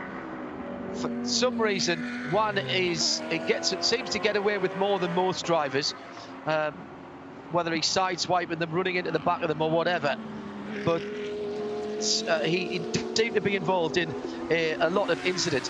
What the point I was going to make about Juan coming in to clear out the ducts on that car, we'll get Shea to give us the lowdown on the pit stops that are happening right now. He took so much fuel, they might as well have put a new set of tyres on him, and they didn't, and I don't understand that. That would have helped him in getting that track position back. Meantime, Shea Adam, with everybody in the window to go with one more stop after this one, that's effectively 2 full fuel loads. We've got a pretty full pit lane. What's happening? 2 of the Cadillacs came into the pit lane together. The 85 JDC Miller Motorsport Cadillac, which pulled out back ahead of the 55 Mazda, whose fuel, tires, and driver changes, no driver change, for the 55, and no driver change shown for the 85 as of yet. And no driver change shown for the 5 Mustang sampling Cadillac. They all came in and did fuel and tires. I'm a bit confused because I saw doors open, but it is still showing as Bourdais, Aubrey, and Pomerito in those 3 cars. The race leader came into the pit lane. That is Elio Castroneves. I did not see Ricky Taylor jump off the wall. So fuel and did they do? Yes, they did do tires for the number 7 Acura Team Penske. Elio cleared to leave the box after he took the maximum amount of fuel. Further back in the pit lane was the number 12 Lexus. That's the one that's a couple laps off. But John, you're completely right. When Montoya came into the pit lane, he was stationary for 22 seconds. Normally, they're in the box for about 30 seconds. That is the maximum fuel load. They're done with the tires well before the fuel. They would not have lost any time. The Mazda nightmare continues today with Ollie Jarvis having had his problems and a penalty for incident responsibility. The number 55 car, and I don't know whether this was coming in or going out, but it'll have to be served by Jonathan Pomerito anyway. The Mazda Motorsports 55, +1 kph over the speed limit. He's been nicked for that. It's a drive-through. It's an absolute number. There's no leeway on that, and neither should there be. Oh my goodness. Harry Tincknell not been in that 55 car yet, so it looks like he's only going to do the last 40 minutes of this race as it stands at the moment. Interesting strategy here at Mid-Ohio. Jeremy Shaw, we're now for the leading cars just 1 stop away from the end, so the strategy beginning to play out here, but far fewer driver changes than I expected, and there's going to be some very quick drivers who are going to be relatively underutilized today. Maybe just 1 stint of fuel. Yeah, that's it is somewhat surprising, isn't it? Because it's not super hot out there, so physically it's not too bad, but mentally it is, as we talked about earlier on, it is pretty demanding out there. But here is the number 31 car. Is he close right in? Oh, okay, it's number 7 car that's just come out of the pit lane. Okay, so correct. The before the incident for the number 6 car, after the incident, when it ran off the road back on lap 46, it fell back to 3rd position behind number 31 and the 7 car. And I'd said it didn't seem to be making much progress since then, but that was relative to number 55 car, because he was running pretty much the same sort of speed as number 55. But I did talk about it a while ago. Number 85 car was making progress towards the 55 and the other cars in the stream ahead of him. So as a result of all of that, the number 6 car now is back. Will be in the lead of the race when, here now is the Konica Minolta car onto pit lane. This will hand the lead back to Juan Pablo Montoya. The battle for 2nd place will continue to be with the number 7 and the number 31, but now the number 7 Acura ahead of the Cadillac. It was fuel, tires, and a driver change for that number 10 Cadillac. Wayne Taylor's team representing Cadillac once again this year, leading the championship, and Renger van de Zande now taking over for his chance to go around Mid-Ohio Sports Car Course. Best finish ever in Renger's career has been 5th at this place, whereas Ryan Briscoe has an IndyCar win from back in 2008. We were talking about the idea of Harry Tincknell not yet driving the 55 Mazda. Well, this is the 2-time Le Mans winner's first trip to Mid-Ohio. The previous times that they've been here with the series, Harry has had duties in the WEC where he was a Ford factory driver. He still was about 2 seconds off the pace of his co-driver in terms of the fastest lap time he was able to achieve in practice too. So maybe Jonathan Pomerito is the stronger pairing of the drivers here this weekend. Good point, Shay, and it's almost unthinkable, isn't it, that Tinks hasn't been here, but that's a very good pickup, because you think of him, he's been everywhere, he's driven everything, he's got the overalls from I think every single manufacturer who's involved in sports car racing at the moment, and at one stage I think he was employed by 16 of them at the same time. Something that I'm exaggerating obviously, but he's been a busy lad, and it's remarkable, Jeremy, that he's not been here before. Yeah, well, except for the fact we've only been raced back here for 2 years, haven't we? So because there was a long gap since IMSA had last been here. But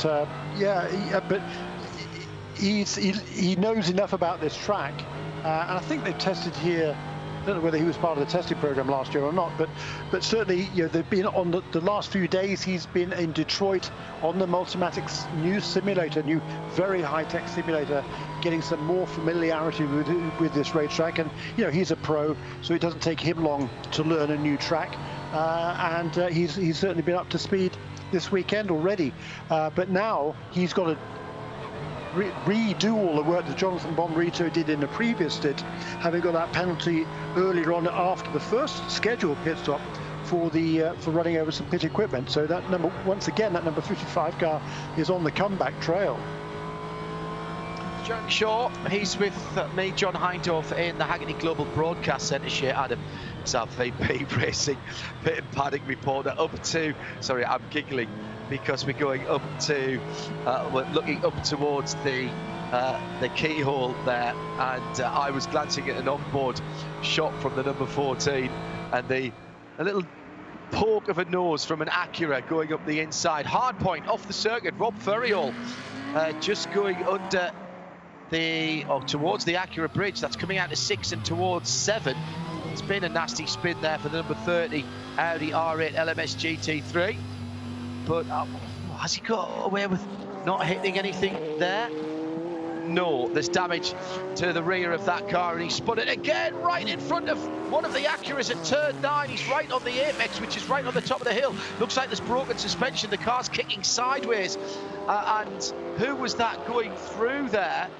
Was that the leader, Montoya, or was that the second of the cars? It was definitely one of the Acuras that went through and almost went off the track at turn 9, and there's not very much room to go off there. Now, is this another penalty? It is. It's another Mazda penalty. What's going on at Mazda today? And this is a +2 kph violation on the speed, and that means Tristan Nunez will have to come back in again. I think we've got another full course caution coming here, Jeremy, with 68 minutes to go. It's not going to help the DPIs, but this is going to be a scramble down in the pit lane, is it not?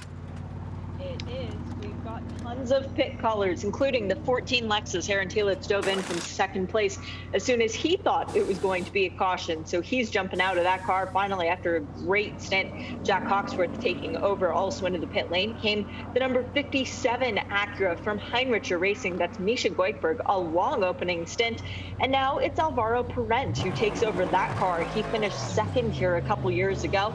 Also into the pit lane, the Compass McLaren that started at the back of the field after a ride height infringement. Corey Fergus is going to be reluctant to hand over that car at his home track, but it's Paul Holton, who's pretty good around here. As the yellow is out, and we have no other cars made it to the pit lane before. Well, not sure how that all started for Rob Ferriol, and we'll try and get to the bottom of that. But there's the 7.5 second lead that Juan Montoya had over his teammate, Jeremy, gone.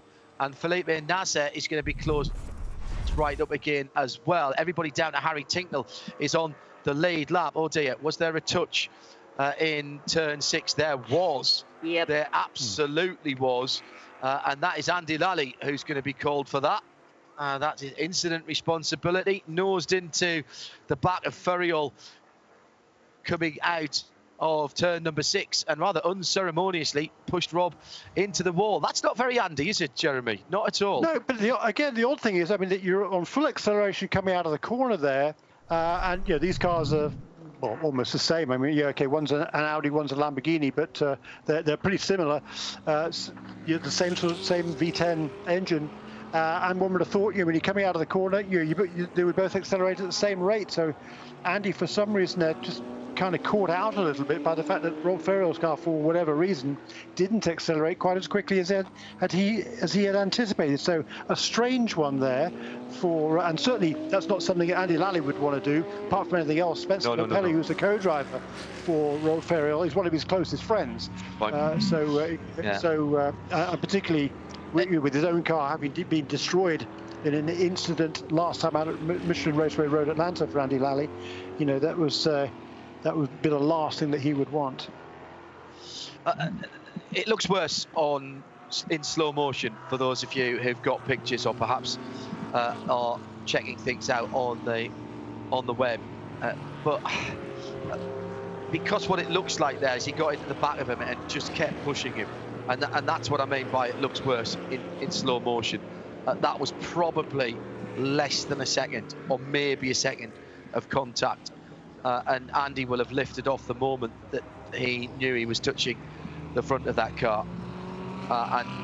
So I'll say that now, and that's what I was saying earlier about me making decision things, because that's what I do, because that's my job, rather than calmly and coolly reviewing all the angles that you've got, plus the telemetry and everything else that race control have nowadays. 65 minutes to go. Now, as far as the GT cars are concerned, that's not a million miles away from how far they can go. For example, the lead Corvette has already been out there 51 minutes. The lead Acura in GT Daytona, 51 minutes. So that's not a million miles away, Jeremy, from them making their last stop here. About 10 minutes on the wrong side, I would say, at the moment. No, that's true. I think certainly the timing will be good for GTD. I think they can get from here. GT Lane is a bit more of a bit more of a challenge. But I tell you what, the timing of that pit stop is very good for number 55 car, which has just served that additional penalty, and it's now going to be able to haul up onto the tail of the other cars on the lead lap in DPI. So that day was it seemed to be getting worse and worse and worse for Mazda, but this certainly is going to be a benefit for the number 55 car. Did they take the did the 77 Shea manage to take the penalty before that yellow flag came out? Yes, they did. I did see the P and then the O listed against Tristan Nunez's name. Right, okay. And that means pit and out before anybody thinks anything unseemly about those particular letters. It will be the DPIs that get the first chance to come in to the pit lane. The pits are open for prototypes, and seeing as though everybody was in relatively recently, nobody's come in. I got one person. Go on, Shane. I did get Harry Tinknell into the pit lane for the number 55 Mazda. We'll have to keep an eye on what they do. It should just be a splash and dash for that car, as Harry, as you rightly said, just got into it. And yes, it is fuel only, just waiting. Boy, that's a lot of fuel going in for not very long out on track. And away goes Harry. Right, okay. Well, so Harry has the main reason for that. The main reason for that, John, is the car will therefore need less fuel at what will be its final stop in half an hour or so. It had gone 1, 2, 3, 6 laps of green plus a couple of laps of yellow. So, a stint here is 30 laps, so a fifth of a tank. That's less fuel that has to go in next time around. So it will be a shorter final stop for number 55 car compared to anybody else. So yeah, Harry did 2 laps, came down the pit lane, of course, to answer the penalty, and then, as Jeremy said, did another 7 laps, but 3 of those under full course caution. Sorry sight of the hardpoint car being put onto the rollback. Yeah, that's disappointing.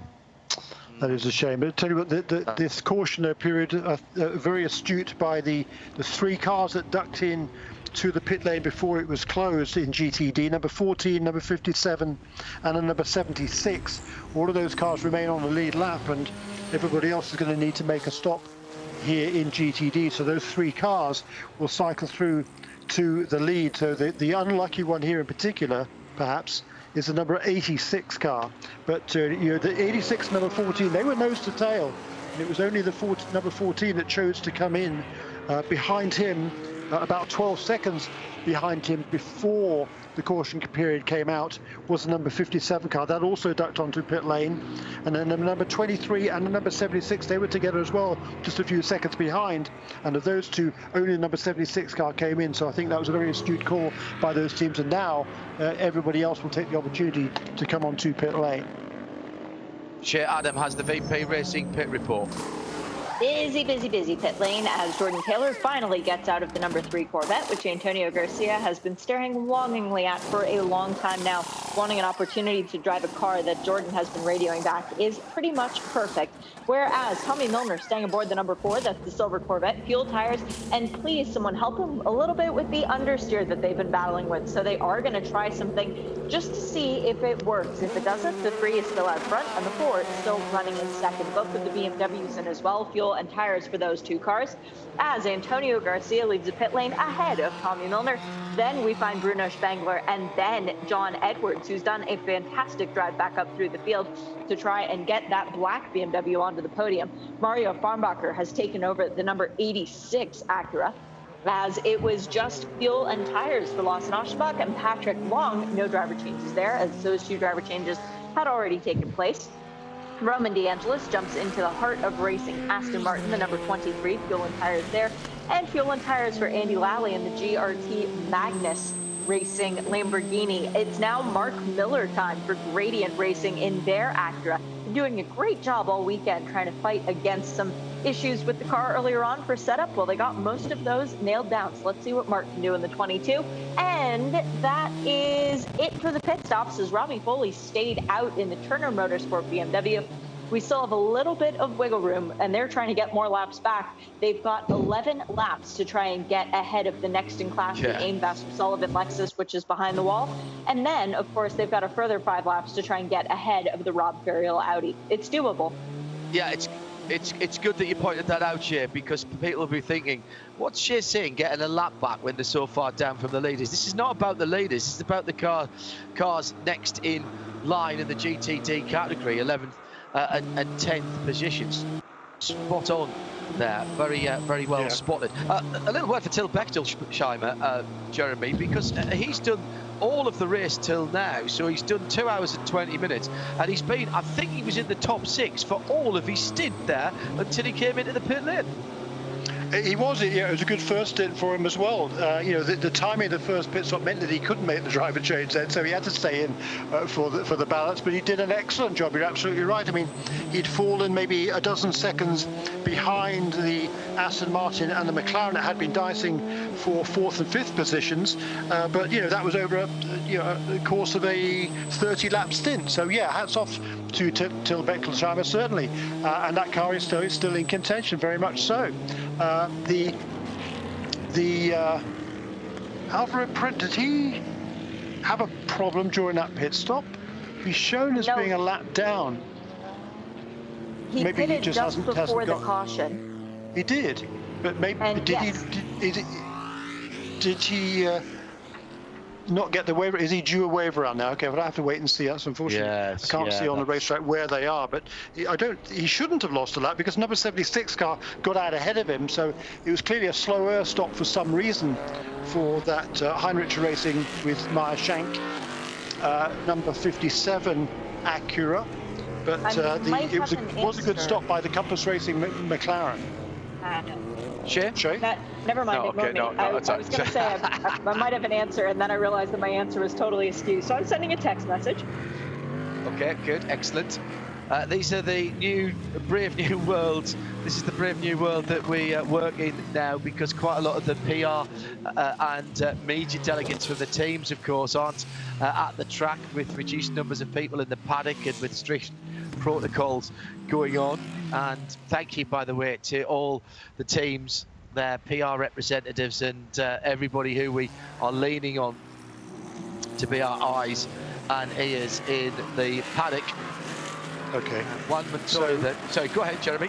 No, I beg your pardon, John. The number 57 car must have got a wave around there because it is back on the lead lap, and it will run around to the back of the field and catch up. It'll be behind. Mark Miller at the restart, so last in the train. So a little bit unfortunate there. What's interesting though to me is the number 76 car did make it out, but number 57 didn't. It got trapped. But the number 76 car, having made that pit stop along with the 57 and the 14, is now running in second position in the class. So 2 of those 3 cars that made the right call are now running first and second in GT Daytona. That's Jack Hawksworth in the Lexus car number 14. Paul Holton is now at the wheel of the Compass Racing McLaren. after an excellent first stint by Corey Fergus, long double stint by Corey Fergus. So Mario Farnbacher is now up to third in class. He is the championship leader now as a result of that win last time out at Michelin Raceway Road, Atlanta. Lawson Aschenbach, another really strong run for Riley Motorsports, fourth position in car number 74, ahead of Patrick Long in the Wright Motorsports Porsche. Then Roman DeAndres in the number 23 Aston Martin. Again, if they'd have made that pit stop just before the caution, it would have been a lot better for them, but still in the sixth position, ahead of Andy Lally in number 44, number 22 of Mark Miller, and Alvaro Parent in car number 57. All those 9 cars then on the lead lap in GTD. Number 12 car is a long way back, and a long way back behind him is the number 96 Bill Oberlin. When I mean a long way back, I mean in terms of laps. Right, yes, understood. Absolutely, understand. Out of contention. Right, Jeremy. So, can we just confirm for this bout of a small brain, as the lights on the Acura safety car have gone out, that the leader did not come in on that yellow flag? That's correct, isn't it? Correct, yeah. The only car on the lead lap that did come in during this caution period is number 55 car. That was at the back in any case, so just top it off with fuel, send him out again so he can go a little bit further than the other contenders. Well, and Montoya's got 28 laps under his wheels at the moment, so that's interesting to me that he did come in. This is all about track position right now, and they're ready to go back to green flag racing. The green flag is in the air with 54.5 minutes to go. You'll see a bit of waving, I'm sure, going up the hill to the keyhole as they're trying to get heat back into the tyres. Yes, straight away, Montoya. In fact, they're all waving. It looks like a formation lap. There's so much moving around there, but nobody's overlapping, so there's not a problem with that. It's not as if they're defending. Incident responsibility 44 drive through. So Andy Lally does get the fickle finger of fate pointed at him. I'm not, if I'm being brutally honest, I tried to talk myself out of that one, but I thought it was coming. So Montoya then leads from his teammate Ricky Taylor, then Felipe Nasser for Wheeling Engineering, then Bourdais, all just off the back of the safety car, so they're all in single file, and down to Harry Tincknell in 7th position, who's just under 4 seconds behind the leader. They are all on the lead lap. So how much longer does Montoya go before he pits? And then Harry Tincknell, with everybody ahead of him, really got to having to pit. Surely Harry Tincknell in cycle through to the front, given this full course caution that we had recently. So they may not yet be out of it by any stretch of the imagination. I suppose these guys are going to want to get somewhere near 40 minutes, Jeremy, and just make one more pit stop to the end. But, well, we'll see. I'm not feeling that from what's going on and what the stints that we've seen recently in the DPI field. But, well, you know, there are bigger brains than I that are looking at this, shall we say. Here's a championship leader off the road. The championship leader in GTD off the road. That was the Acura number 86 for Marchand Racing. And that's Mario Farnbacher, who's just got aboard that car. He was chasing down Jack Hawksworth, and he was on the grass. No doubt at all about that. And a very dusty car. And he's got damage. Damage to the right front, Jeremy. There's been contact here, so possibly ushered off the road, but lots of tyre smoke. It would have happened then coming down to turn 1. Oh yeah, there's a huge amount of banging between that car and the 76, and I'm not sure what Mario was really thinking about there. He wanted to get position quite clearly. Comes up the inside of the 76. Who moves? Oh, 76 comes across. Wow. 76 comes across 3 times there. There's a mark in the middle of the road, where in the middle of the surface, where the 2 track surfaces together a joint. That's what I was looking at there, and I'm afraid I see the Compass car moving across. Looks like there's some damage to the championship leader. Huge implications, Jeremy, for the GTT championship. Yeah, absolutely. That was bizarre to see that much movement from from Paul Holton there in the McLaren. I mean, he's got a fast car. Yeah, the guy had a run on him, but what's the point in doing what he did there? That was very odd. And that had massive championship implications, of course, because with the win last time out and the relative problems, only a 5th place finish for Aaron Tielitz, who was driving the number 12 car last time out at Michelin Raceway, and also the problems for Jack Hawksworth, who is Tielitz's co-driver this time in number 12. They only finished 10th in class. So Murray Farnbacher and Matt McMurray came into this weekend with a pretty healthy, or a very healthy, 12-point championship lead. So this they do not need. Well, and also, who is leading GTD at the moment, Jeremy, in terms of being able to capitalise from quite. this? Exactly. Aaron Tielitz. And having, of course, at the first race of the season, Aaron Tielitz, or the long distance racing, Aaron Tielitz is driving the number 12 car. After the first round of the championship, he was behind Jack Hawksworth in the points, but as a result of the problems for the number 14 car last time out, where Jack Hawksworth only finished 10th, Aaron Tielitz is now 2 points ahead of Hawksworth in the championship. But of course, they will still be driving, I believe, the different cars for the final 2 long distance races of the season. Really? So which of those 2 is going to come out ahead again at the end of the year, who knows? It's a 43-minute stint so far for Montoya, but there's a bit of yellow in that, so he may be able to go a wee bit further. They're trying to get somewhere close to 40 minutes. That's 9, nearly 10 minutes away. This is going to be interesting. That's about when the window will open. No. They're fine, John. They're fine. They had a long yellow period in there, so they're fine on fuel. That's not a problem at all. They can go quite a long way yet before the end. You think they can do another 10 minutes, another 5 or 6 laps? Oh, yeah. Easily. Absolutely. Okay. Yep. They've only done, the number 10 car was the last car to come into pits. It only did 3 laps before the caution period came out, and 3 laps since it, and then there were 1, 2, 3, 4, 5, 6, 7 and a half laps of caution. So they can go quite a long way yet. Yeah, but the Montoya car has surely they've been out there for 44 minutes, even with those. Oh, sorry. I suppose you actually. 6 car. I beg your pardon. Yeah, sorry, the 6 car rather than. Now, in fairness, the difference, and we're talking about minutes as well as laps here, and that's where we've got to be a little bit careful. The safety car laps here are quite slow compared to what the racing laps are, so that adds, in general terms, a lot more minutes to it. I still don't get what was going on. How did Taylor get past Montoya? Did we see that? Did I miss it? We're seeing a replay of the. I haven't. I have to say I didn't notice that happening. No, but I've been Ricky Taylor is now in the lead of the race. Yes, correct. And has pulled out a 2-second lead. 76 car back out of the pits and circulating again after that bump and, grind, quite frankly. Paul Holt continues in 3rd position for the Compass Racing. He was the one who was doing the bumping. That's under review, as you might imagine. Shake of the head from the Mike Shank Racing pit wall. That was Mike Shank, I think, who was almost difficult to tell with masks on nowadays, isn't it? T-Bell's back out from behind the wall. So that's interesting, Shea. You were talking about people getting laps back, and poor Bill Oberlin's task of catching up and getting a couple of extra points being made a little harder because the Impasse Sullivan Lexus, number 12, has come back out from behind the wall and still has a 4-lap advantage then. And they'll be trying to make up the laps to Rob Ferriol to get a few extra points. Well, it's all kicking off now, isn't it? Oof, go ahead, Jim.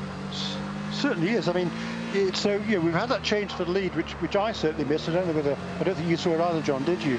But we've got the Acuras have changed pace at the front. I wonder whether it could be that Montoya is just trying to stretch that fuel out, so he's just cutting his pace and letting the number 7 car go. Yes. And the number 7 car has got a pretty healthy points advantage over the number 6 coming to this weekend as a result of the dismal luck basically number 6 the car has had this season, although some of it today has probably been self-inflicted. But now Montoya is struggling a little bit to stay ahead of Nasser and Bourdais, who seems to have got a fresh lease of life in the closing stages of the race. Back in GTLM, the 2 BMWs exchanged positions during those pit stops. Is now number 25 ahead of the 24 in the third position. And Di Filippi now is chasing after Tommy Milner. Once again, a number 3 car has pulled out a bit of an advantage already. In GTD, it's still Jack Hawksworth that leads. He's extended his advantage to a couple of seconds now. It's now Lawson Aschenbach in second place. He has got past Paul Holton. I presume he did that as a result of that schmozzle between Paul Holton and the Acura at turn 1. So Lawson Aschenbach now up into an excellent second place for Riley Motorsports. Jeremy, the incident responsibility has been passed to the 76, which I think we saw coming. Unsportsmanlike conduct with the Acura as well. Now, that is a different offence and seen in a very different way by race control. And that, I think, if I can scroll across far enough, because that's a very long note stop on the channel. 30. I think that's a stop plus 30. Yes, it is a stop plus 30. So incident responsibility would give you the drive-through, but added to that, unsportsmanlike conduct. So this now is sort of saying, well, we're not sure that was just an innocent mistake and a bit of an error. That was stepping over the line, and we're going to make you pay for it. That's very interesting decision there, Jeremy, and that'll be so. No doubt that will be talked about as Holton comes in, but I've got to say that's a sort of place on this circuit where there's so little runoff on either side of the track. You know, that's a pretty dangerous thing to do. It's a daft thing to do, quite frankly. I mean, there's absolutely no need for it whatsoever. It wasn't just once, I think it was 3 times, wasn't it? He actually had that. That was way too aggressive by Paul Holton. Absolutely no need for that. Here we are, the pit stops with 44 minutes remaining. 44 minutes remaining. Well, yes, I thought it would be Montoya, but it's not. It's Taylor. It's Ricky Taylor that's coming. I saw the car coming in the pit here, and I thought for sure it's got to be Montoya, because he's got to be running on fumes right now. But it's Ricky Taylor, and also coming in is Felipe Nasr. 44 minutes to go. They must think this is their last pit stop. Share were they just fuel only? No, they did left side tires on the 31 for the Whelen Engineering, the Cadillac. But I'm totally puzzled because they didn't do any tires on Ricky Taylor's car. And surely after they saw the pace drop off for Montoya on the last pit stop when they did fuel only and no tires, they would have thrown something at it, but they didn't. That's extraordinary. I would have thought this is early to make your final stop with 44 minutes to go. I wouldn't have thought they could do 44 minutes on a tank of fuel. That's certainly going to be some fuel saving involved there. A lot, I would have thought. Unless something's changed. We keep saying this, but Montoya, well, yes, it's precipitated everything else. Montoya, who's the guy who's been out there for the longest time, yes, 6 laps, 7 laps of yellow in that, but he's been out there for 51 minutes now, and that's 36. He's coming to the end of his 7th lap, and he hasn't stopped. This is extraordinary. Shea Adam, talk us through what's going on in the pit lane right now. We've got 2 Cadillacs. They're the dark ones that are in. We've got fuel and tires and a driver change for the number 5, Sebastian Bourdais, finally getting out of the Mustang sampling Cadillac. And it is João Barbosa. It was fuel only for the number 10, Renger van de Zande, who was slow leaving the pit box and had to go all the way over to driver's right and then back towards driver's left to get through the Michelin tire sensors. But they are still the same tires that were on his car when he left. But most importantly, van der Zande reemerges on the track. He's behind Nasser. Don't you love, thank you, Shea, for that VP Racing Fuels. Don't you just love Dish Network? Don't you just love the fact that some people have got, as Montoya comes in, have got the ability to rewind what clearly they were watching. James Gibson, I'm indebted to you. He's tweeted at IMSA Radio. He says the Acura swapped position a lap or 2 ago on the run down to turn 4. He said it looked very planned to me. Well, after 54 minutes, near enough, out on the circuit, Montoya is in. Shea Adam. finally, Juan, I was beginning, he didn't like me. It's fuel and tires this time, as also into the pit lane comes the 85 JDC Miller Motorsport Cadillac. That is Tristan Vautier staying behind the wheel. That should be fuel only for that stop, as well as there goes Montoya. And Harry Tinknell followed in that duo in the red Mazda, the Soul Red Mazda, and he actually leaves ahead of Montoya. So a good stop by the Mazda crew. That was fuel only for them. Yes, and the reason that he really got out weird ahead to me. was exactly what he was... Sorry, Jeremy, the reason he got out before is because he needed so much less fuel putting into that car, because he'd stopped quite recently. He's only been out for 14 laps, and at least 3 of those must have been still under the yellow. Go ahead. Yeah, I'm puzzled as to why they should come in so early. With 40, nearly 3/4 of an hour remaining before the end of the race. They generally can't do that far on a tank of fuel, so I don't understand why they should do now, unless for some reason they kind of short-filled on a previous stop. That doesn't really make any sense, to make sure it's a long final stint. I don't know. We'll have to wait and see how this pans out, but I am certainly confused as to why they would all be stopping now. So obviously they do something that I don't, which is not unusual. Well, I was going to say, Jeremy, I know we've had a busy couple of weeks with a couple of 24-hour races, IMSA races, and all the things that have been in between. But I've got to say that this race, unusually at this place, is just... I'm not getting my head around this at all. It is not the usual mid-Ohio race. I'm not saying it's bad, by the way.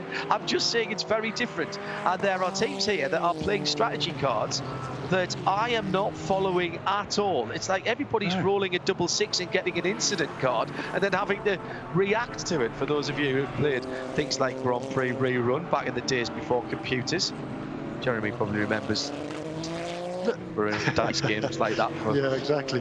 I mean, the number 6 car, that needed to be brim full of fuel, of course. Correct. Because that had been a long time before everybody else. But I don't understand why everybody else was coming into the pits, unless there was some debris on the track and they picked up everybody picked up punctures, which doesn't sound very likely. But I mean, the big gainer out of this number 55 car that needed a much shorter stop than everybody else, because that was in just during the caution period, so that needed less fuel than everybody else. But number 6 maybe car, this is the answer, Jeremy. Maybe this is the answer. We've got the 85 car off at the side of the circuit, Tristan Vautier with the door open. Because I'm not he sure was into the pits. He was into the pits along with everybody else a couple of laps ago, so that wasn't the precipitation for this full course caution, I don't believe. Well, no, he's just pulled off the racetrack. Issue. Yeah, he's just pulled off the racetrack on the run up to the keyhole out of turn 1. There is a gap there in the fence indicated by the red Armco. He might just be able to roll it back there. I think that car is dead stick, because he didn't even try to put it into reverse. The door is open. There's a little bit of smoke coming out of the back of that car, but they do run pretty hot. 38 minutes to go. And it's a full course yellow. I paused for a moment, but it is a full course yellow that's come out. And that's, well, there you go. There's all your fuel problems solved immediately. Yeah. I can't explain it, Jeremy. This is one I just haven't got my head around. I'm missing this totally at the front of the field for sure. Yeah, what this has done is bring the number 77 car back onto the lead lap now, the second of the Mazdas. So that's certainly good news for them. At least they can fight from here. They're back in. They're still in 7th position, having moved up as a result of the number 85 car retiring, because 38 is out of that car, and number 77 car is back on the lead lap. So certainly excellent news for the Mazdas. But we've seen all the way through this race, it hasn't been easy to overtake anybody. Even the number 55 car that came out when we went back to green, he was stuck behind Tristan Vautier. Clearly, I think had a faster car, but couldn't find a way through. Well, apparently it's not just us, Jeremy. Quite a number of people have tweeted at IMSA Radio and whether they're listening on RS2 or watching on IMSA TV around the world, and said, no, we follow these races a lot and we're struggling the same way as you are. We've got the enhanced timing and the strategy software running, of course, on radio-show.co.uk on the IMSA Live pages there if you want to try and make sense of this and go back and look at the stints and all the information that I've got here spread across what is effectively 4 screens at the moment, with a huge timing screen up in front of me that I've got not only the strategy software but also the standard timing on it as well, showing the whole 24 car field. And I know it's been a long couple of weeks, but I do think I'm missing something here. I shall have to speak to some strategists later on and see what there was, unless they're just doing it, you know. I'm not going to name anybody, but are they doing their strategy with the Magic 8 Ball this week? Is that what's going on? I don't know. But I tell you what, it's going to make for an interesting run to the flag now, Jeremy. We're talking mainly about DPI here, of course. It's a little bit more straightforward in the GT categories. And as far as they're concerned, let me have a They are fine look. on fuel. All of the GT Le Mans, you think? They've been out for about, what, 15 minutes or so, but 20 minutes. You know, I think so, particularly with that caution period. I think they should be, they should be good to go. We went green again with 54 minutes to go. We're going on yellow now, so that's going to save them some fuel. It won't be, I don't think it'll be a particularly long caution period this time. I think this will be a short yellow because we hadn't been racing for 15 minutes, I don't think, since the restart. Not quite, probably. So this is a short yellow. We won't go through the wave pass and the opening of the pits or anything like that. So it'll be a fairly short yellow. We'll get back to green again, and off we go for what will be probably the final half hour of the race. And this just might save the time. Got that one. What am I missing? Yeah, I'm the same. It's frustrating, isn't it? In GT Daytona, Jeremy, Jack Hawksworth leads. You stop giggling, Shea Adam. I can hear you in my ears. I'm just as confused. We've had 10 laps of yellow in his stint. He's done 21 laps, so that's 11 laps of green.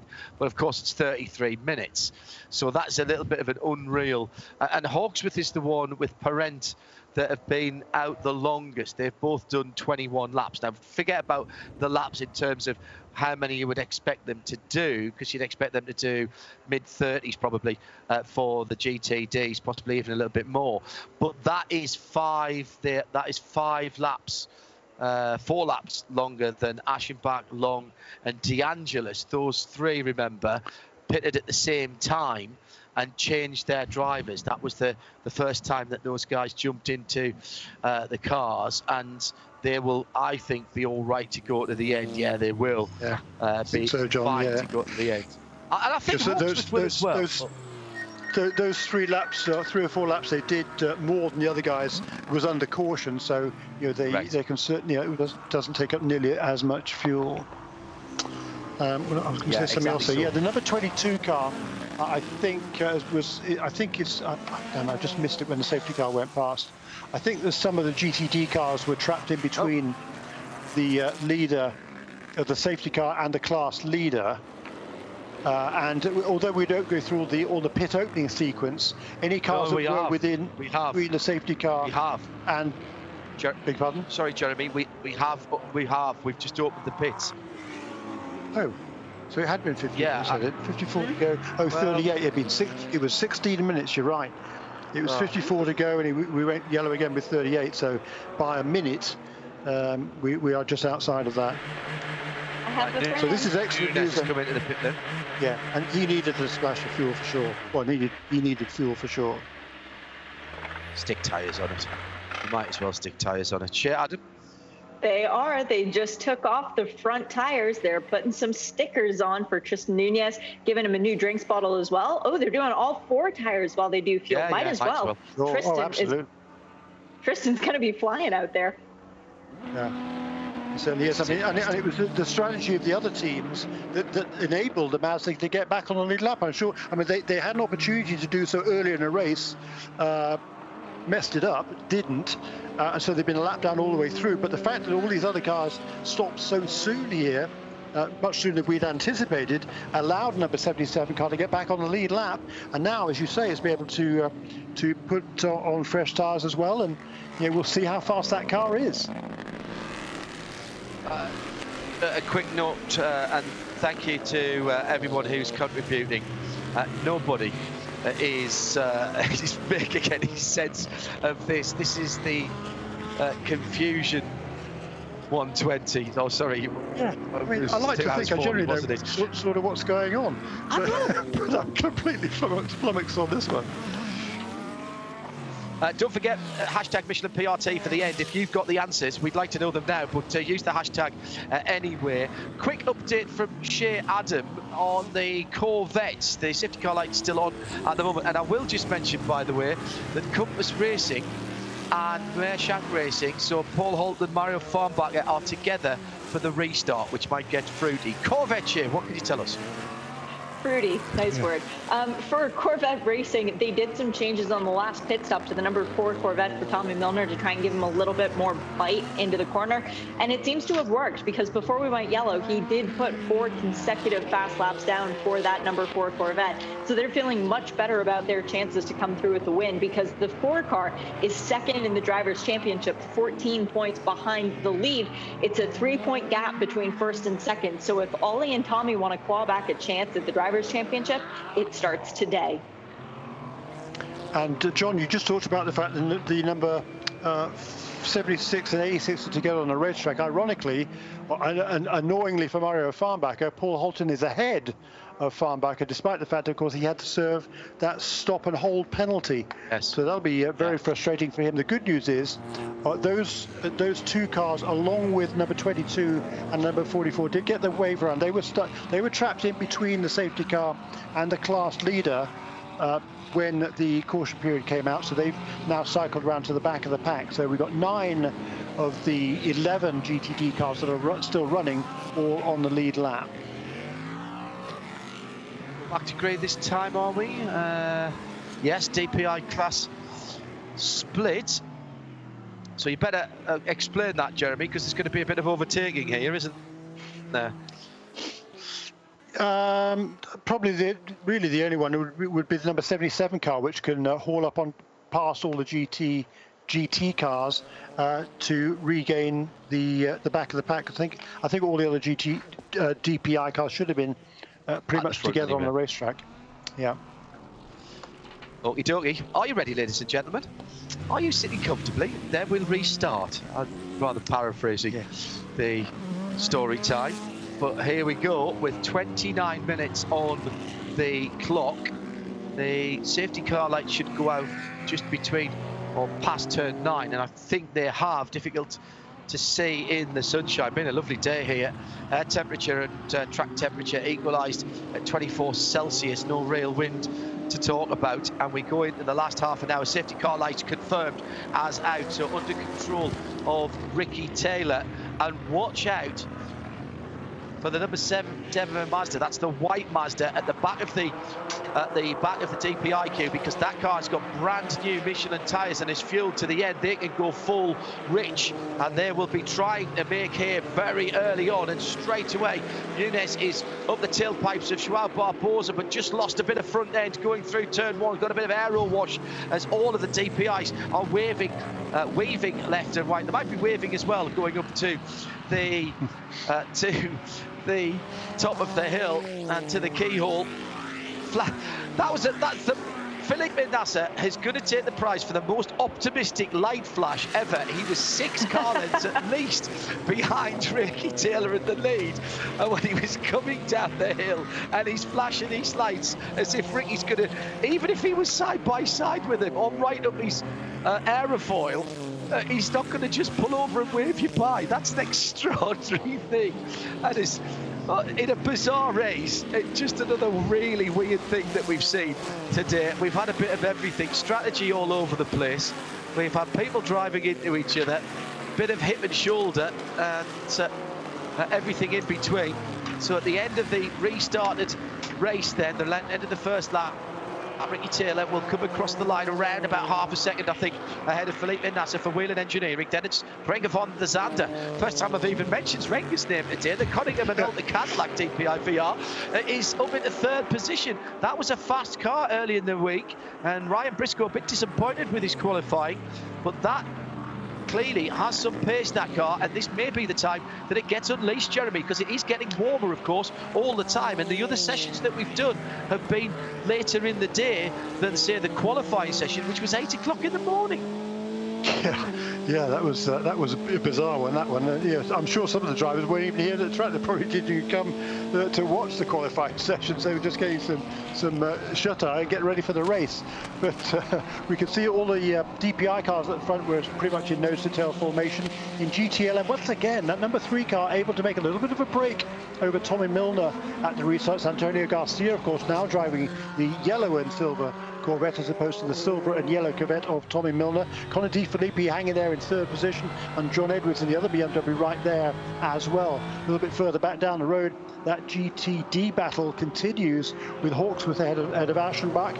Jack Hawksworth looking potentially for yet another, for his third win of the season. That would be exactly what he needs to get himself back into championship contention. Of course, only one of the victories was part of the season-long championship, because the second of the wins came at where was that? At Sebring, which wasn't a round of the overall championship. So where am I going with that one? It's been a long day.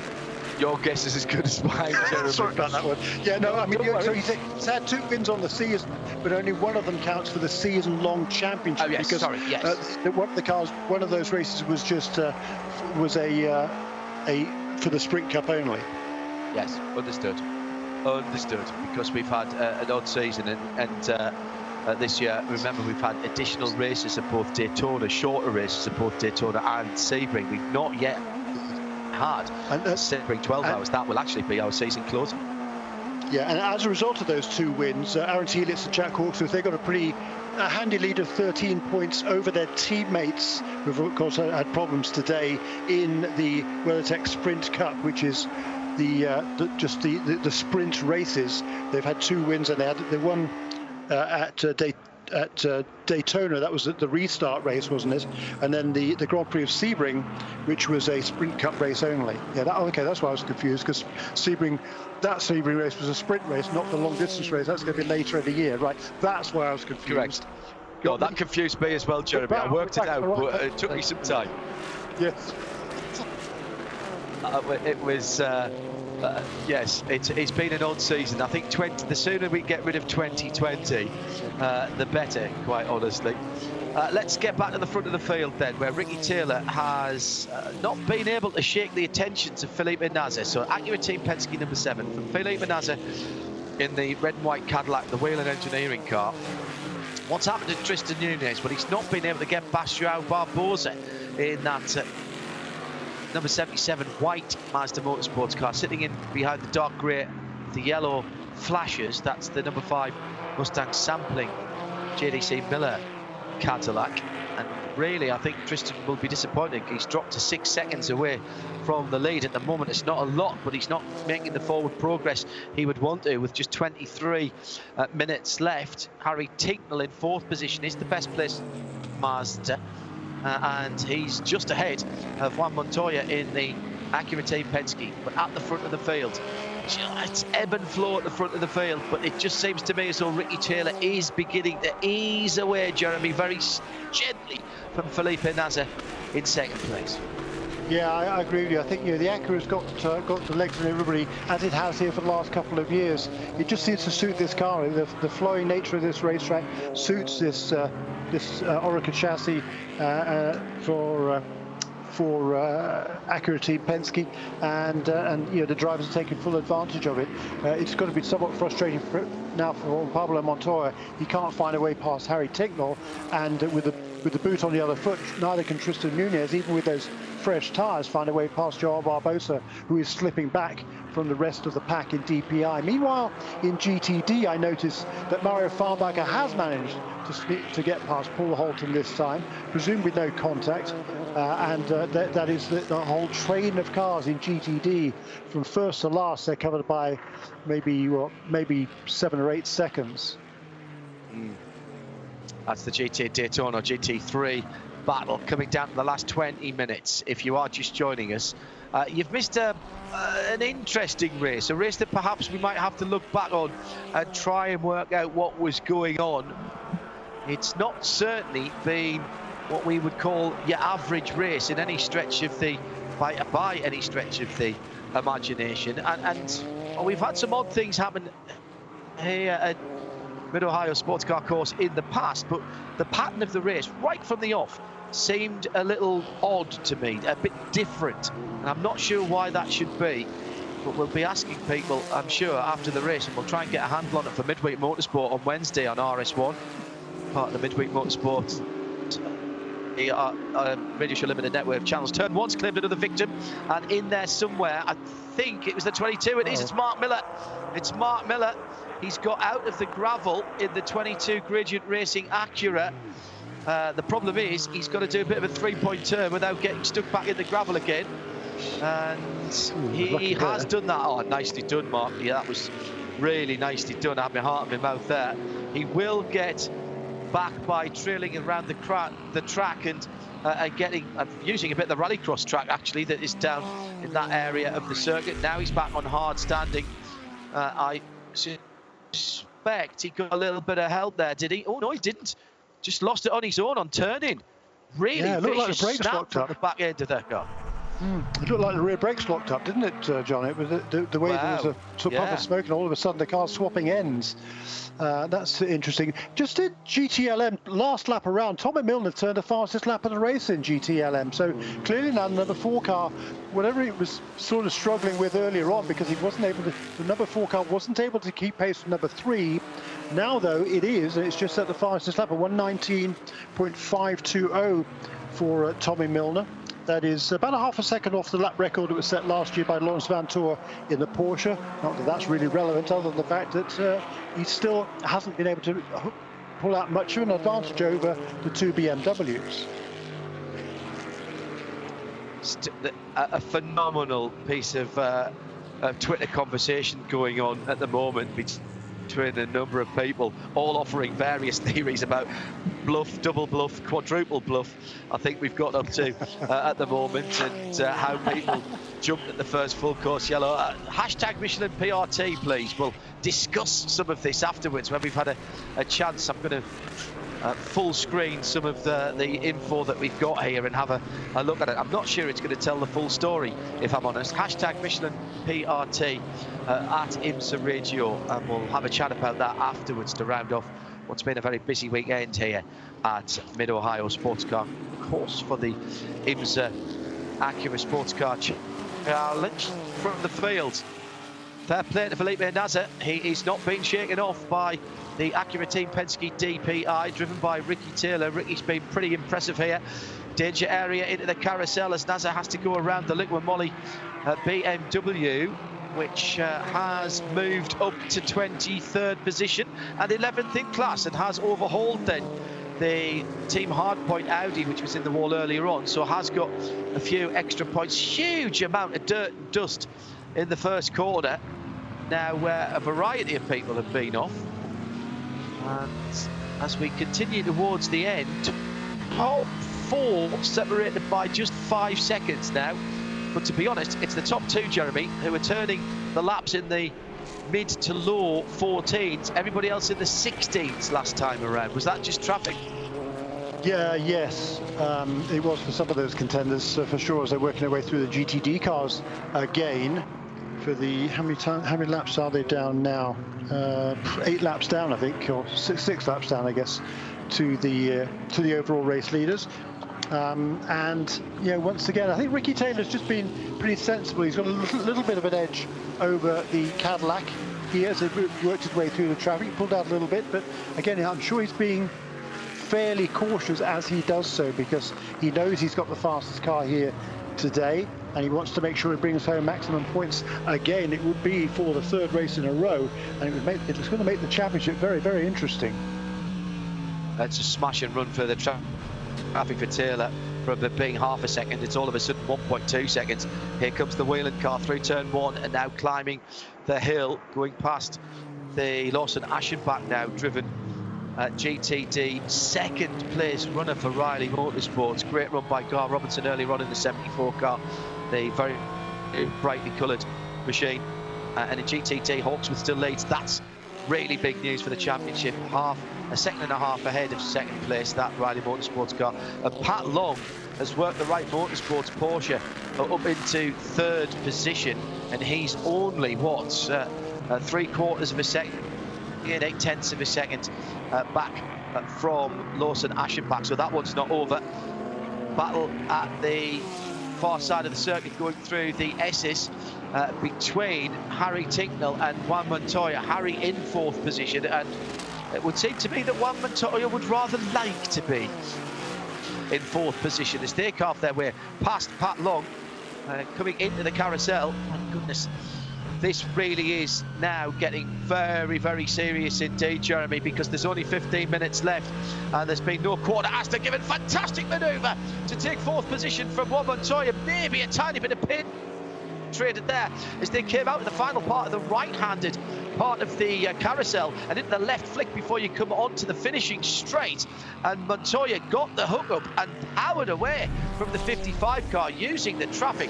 Awesome manoeuvre from Montoya, toughing it out on the long way round and all the way around the outside. Yep, there was a rub there, Jeremy, but I tell you what, nobody's going to call that one. Nobody's going to call that one. Forceful driving from Montoya.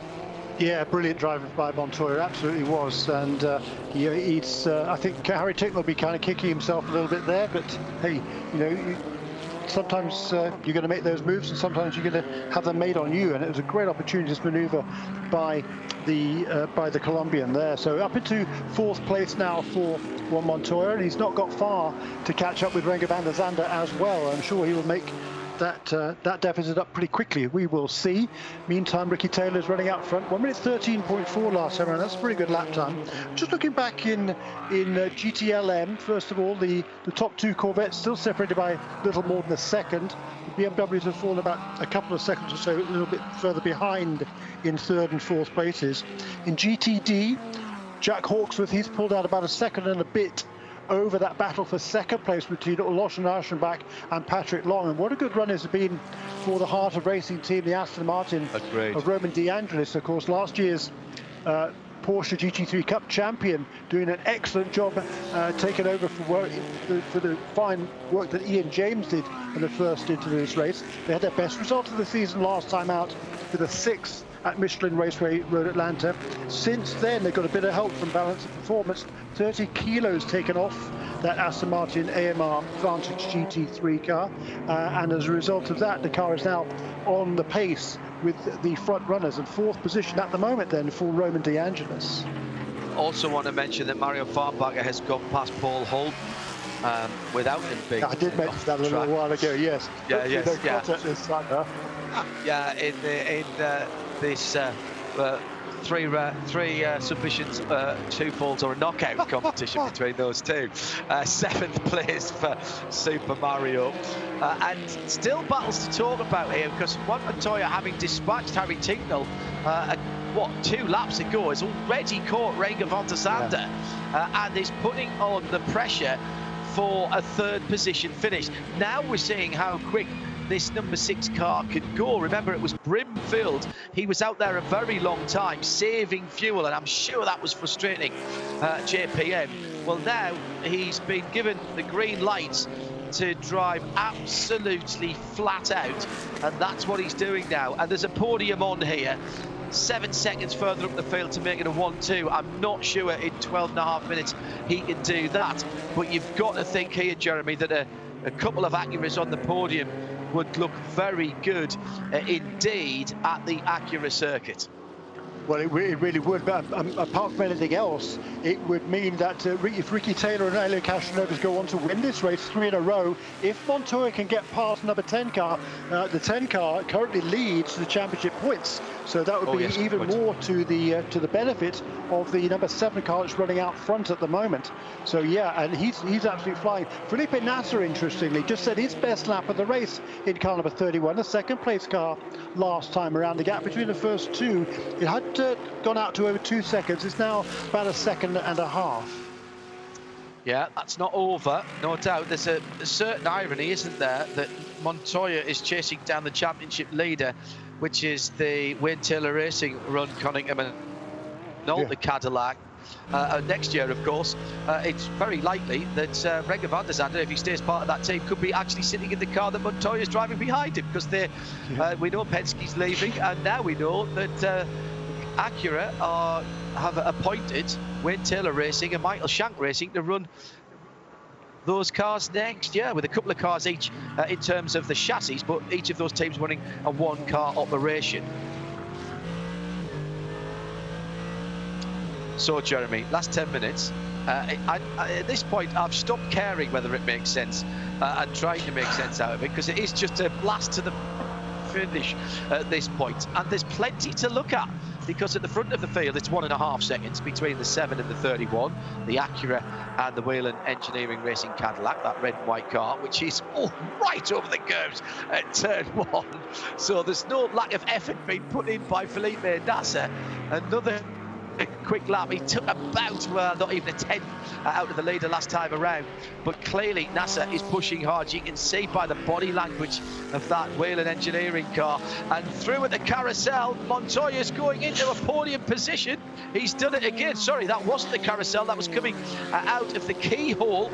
There was more paint traded there, but he did get down the inside using the Corvette of Tom Milner as a bit of a pick, and he's now back on the podium. Renger van der Zande then demoted to 4th position, and Montoya, well, somebody's lit the blue touch paper and stepped back 6 feet. He's on a tear at the moment.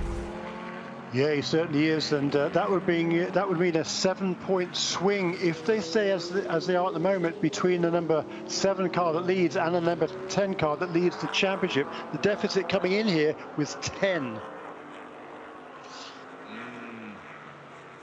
It is definitely going to tighten things up, Jeremy, isn't it? That's a big move from Montoya, and he's off in pursuit. Best lap. Excuse me, John. Another best lap from Felipe Nasser, 112.794. That is moving. Oh yeah, yes, good point. And I mean, that said he was trying, Jeremy. He's got it down to just over a second. The gap, by the way, from 2nd to 3rd, this I think will be academic, but don't tell that to Juan Montoya, because he's going to entertain us for the next 9 minutes and 8 seconds. He's 10 seconds on the nose, 10 seconds. Montoya, he's in clear air now. That a 12.6, he did a 14.2 in traffic last time around. He's got a bit of clear air, and this could be stunning. Take a step or two back from the side of the track if you're spectating at the moment, because Juan Montoya, something has wound him up today. I'm not sure what it is, but now he's putting it all into the driving, and there's nothing between him and the carousel here, Jeremy. He's on a mission now to close down 2nd position. Yeah, I mean, he doesn't normally need much in the way of motivation, does he? He's pretty much a self-starter as JPM, but when he can smell a podium finish or even better than that, he's going to go for it. And he's just set, as we speak, a new fastest lap of the race, 1 minute 12.292. That is a new lap record. So he's clipped away. What was the previous mark? It was a 12.5, I think he'd done. There's my note. It was quite a while ago he set the fastest lap of the race. At a 1:12.6, that was way back on lap 40, and here we are now on lap 108, and a new lap record then for Juan Pablo Montoya. 7.5 minutes to go. The 2 Corvettes have closed right up, as you suggested. I suspect that we might have had somebody from the pit wall on the phone to these 2 guys. No need to be fighting now. Been an awesome run. Remember, a 2-year drought near enough in IMSA racing for Corvette that was broken spectacularly in every sense of the word on Saturday night, the 4th of July at Daytona, where America Sports Car at America's racetrack on America's Day took its 100th win in IMSA competition. A truly poetic piece of serendipity. Oh, spin for Montoya at turn 1. He's gone round and just missed by the number 10 of Renger van der Zande, who came through completely unsighted. He's right round the corner.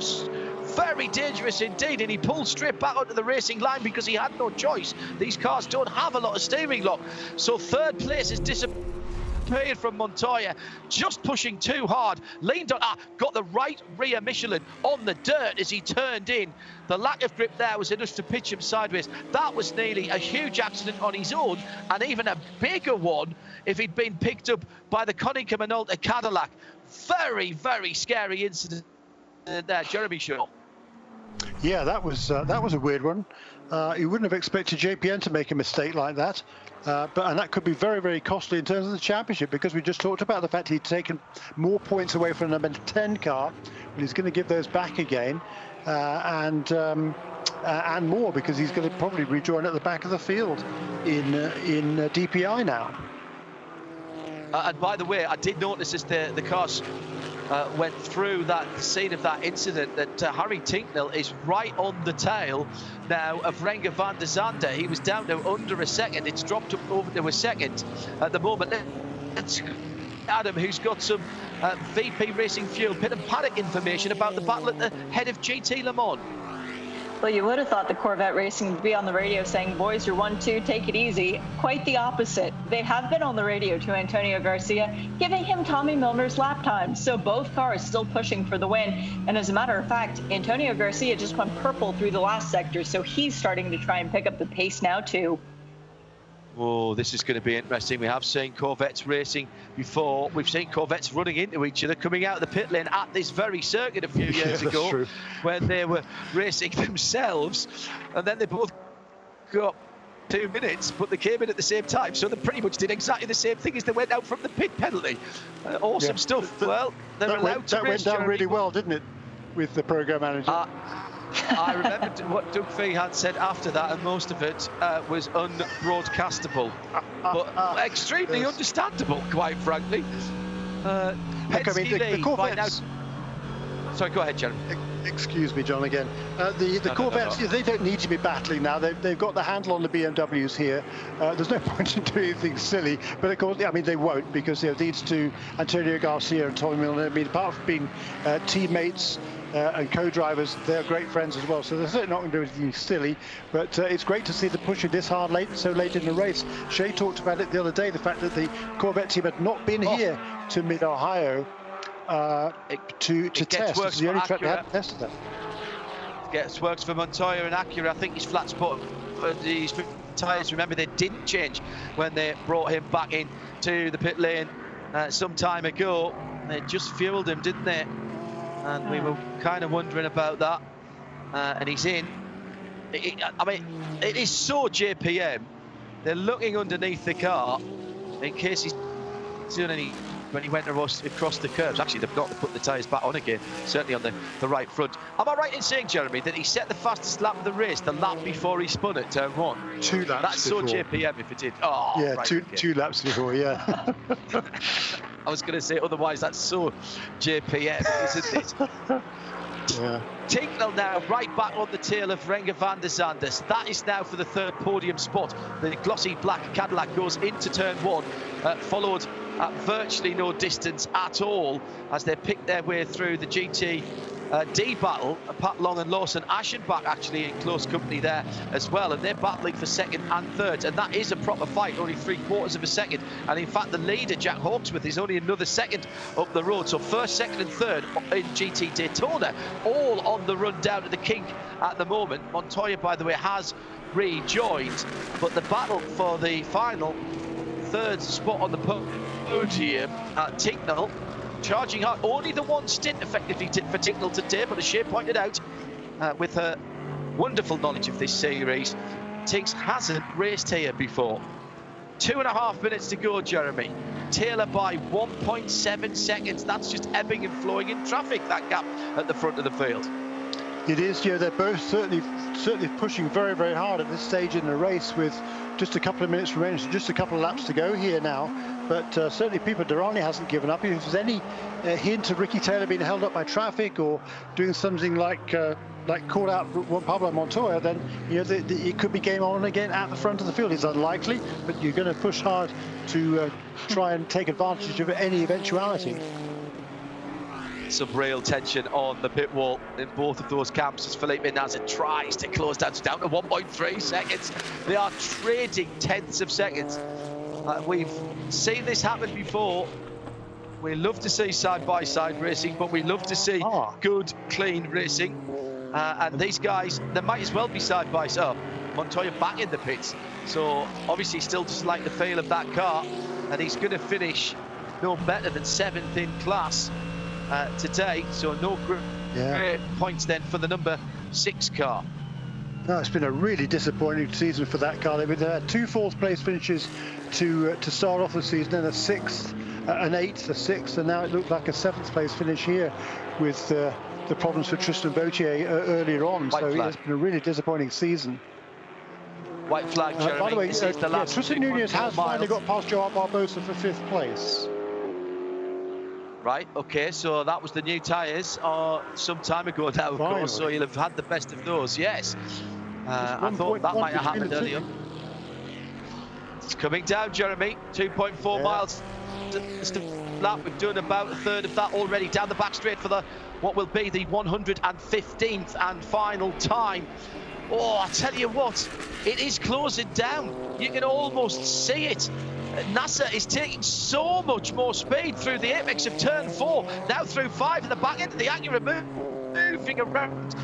Are we losing grip from the Acura? It's just not punching out the corners, and Nasr is closing all the time. It's barely a second now. I think one more lap, this could have been a different result as Nasr is pushing. He's not going to be close enough, but my goodness, what a charge from the Whelen Engineering Racing Cadillac DPI number 31. Just the carousel and the run to the line now. I tell you what, if we were finishing where we started, that might have been enough for Nasr. He's right there now, and across the line, it will be the number 7 Acura Team Penske that wins by 0.6 of a second. 0.6 of a second, and Elio Castroneves allows himself a wry smile as his teammate brings it home, but only just ahead of Felipe Nasr in second. We're waiting for Van der Zande, who just gets home by half a second ahead of the Mazda of Harry Tincknell. Tristan Nunez brings the second Mazda home in 5th position, and now the battle for the GT classes, and Pat Long is right with the Lawson Aschenbach driven number 74 car as they come into the final set of corners as well. And the top 3 here, well, there's nothing between them as they go across the line. It is Hawksworth for Ian Vassar-Sullivan from Aschenbach, and then from Long. And guess what? There was a second between all 3 of them. Not in between each one of them, between the whole of the top 3. Just spread by a second. Antonio Garcia has managed to hold on to 1st position in the yellow, mostly yellow Corvette, and he'll win by about a second and a half. Is that? Yes, it is. 1.4 seconds as he goes across the line. Jeremy Shaw, an odd race to follow, a difficult race to follow. I'm quite happy to say that. A confusing set of strategies and choices made from the pit lane. Some questionable driving at times, but my goodness, we still got the entertainment, and that was a great run to the line. Well judged by Ricky Taylor. Yeah, wasn't that an excellent performance by Acura Team Penske here? They were the quickest car all weekend. They complete the hat-trick here at the Mid-Ohio Sports Car course. Ricky Taylor and Elio Castroneves also complete a hat-trick. They've now won 3 races in a row. That's pretty amazing. And ditto in the GTD category, Lexus comes away with its 3rd consecutive win here at the Mid-Ohio Sports Car course. That race in GT11, of course, only two manufacturers. So Corvette will by default break the streak of Porsche, but it's certainly a very impressive performance from Corvette Racing this afternoon.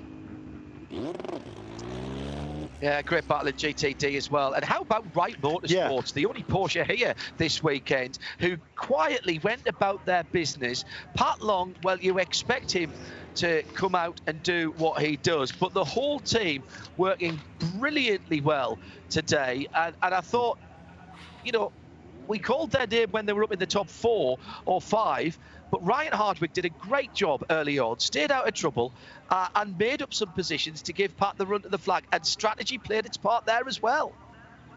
It did, and in GTD, the two Acuras exchange positions on the last lap, that could be significant at the end of the year as well, because number 86 car snuck past number 57. Number 86 car is much better placed in the points than the sister car, so that made sense for that team to do that. They were both right behind the Heart of Racing team Aston Martin at the checkered flag. So 115 laps completed by the top 6 cars, all still on the lead lap. A dismal day for the number 6 of Dane Cameron, who started well and won Montoya. It just wasn't their day. They finish, 3 laps off the lead. Corvette continue a brilliant run of form recently, and Elio Castroneves is not happy at all at what has just happened. He's just taking it all in his stride. I think you would use the word phlegmatic and laid back when you talk. Of course you would. He's literally jumping up and down as he waves the car into victory lane himself. That is magnificent stuff. And Wayne Taylor is there to congratulate his son Ricky and make a note of the chassis number of that car so that it's one of the ones that he gets for next year, because he doesn't want the one that Montoya had, Clay. And now Elio Castroneves has kidnapped his teammate and carries him on his shoulders 20 yards from the car. You've got to love this man's joie de vivre and his love of motor racing. His passion has not diminished one bit, Jeremy, since the moment he came into professional racing. I'm talking about Elio, of course. Yeah, he's just a brilliant character, and he loves it here at Mid-Ohio Sports Car Course. You know, when he first came to this country to drive for Steve Horn's Tasman Motorsports team in Indy Lights, that team is based only an hour or so away from here in Hilliard, Ohio, the suburb of Columbus. So, you know, he knows this place. This is the home track for that team. He's got a lot of fans and supporters here. He always loves coming to Mid-Ohio. So, you know, that, I mean, he's always a happy guy, but, you know, that will just double the happiness level there for Elio Castroneves. Well, and a strange piece of coincidence, our aerial coverage today has been provided by an HT295 Super Courier, which is actually called an Elio HT295 Super Courier. So all of the aerial footage that you have seen, if you are watching on the international feed, has come from Elio as well, because, you know, that's the sort of guy he is. Have a quick look at the arithmetic from Jeremy. While he's doing that, Shea Adam is going to try and wrangle up a couple of interviews from our VP Racing Fuels Pit and Paddock report. A reminder that we'll follow directly with the Michelin post-race tech show. That's the hashtag Michelin PRT. Confirm the result for you. Jack Hawksworth wins for Ames Vassar-Sullivan. He was the man who brought the number 14 Lexus across the line. Aaron Thielitz starting the car. They were followed home by the Riley Motorsports Gar Robinson and Lawson Aschenbach, number 74 for Mercedes, and Pat Long and Ryan Hardwick, third for Ryan Motorsport and Porsche. 3 different manufacturers. And an honourable mention as well for Ian James and Ryan De Angelis, making it 4 in the top 4 with Aston Martin Heart of Racing, and 5 in the top 5 for Farnbacher, who got into 5th position. 5 different manufacturers. It's Corvette, the 2 Corvettes from the 2 BMWs in GT Le Mans. Acura from Cadillac at the top of the standings. Brilliant stuff, slightly confusing, fabulous race weekend. Thank you for joining us if you're at the track or you've been around the world. Stay with us on RS2 IMSA Radio for Michelin Post Race Tech, hashtag Michelin PRT. That starts right now.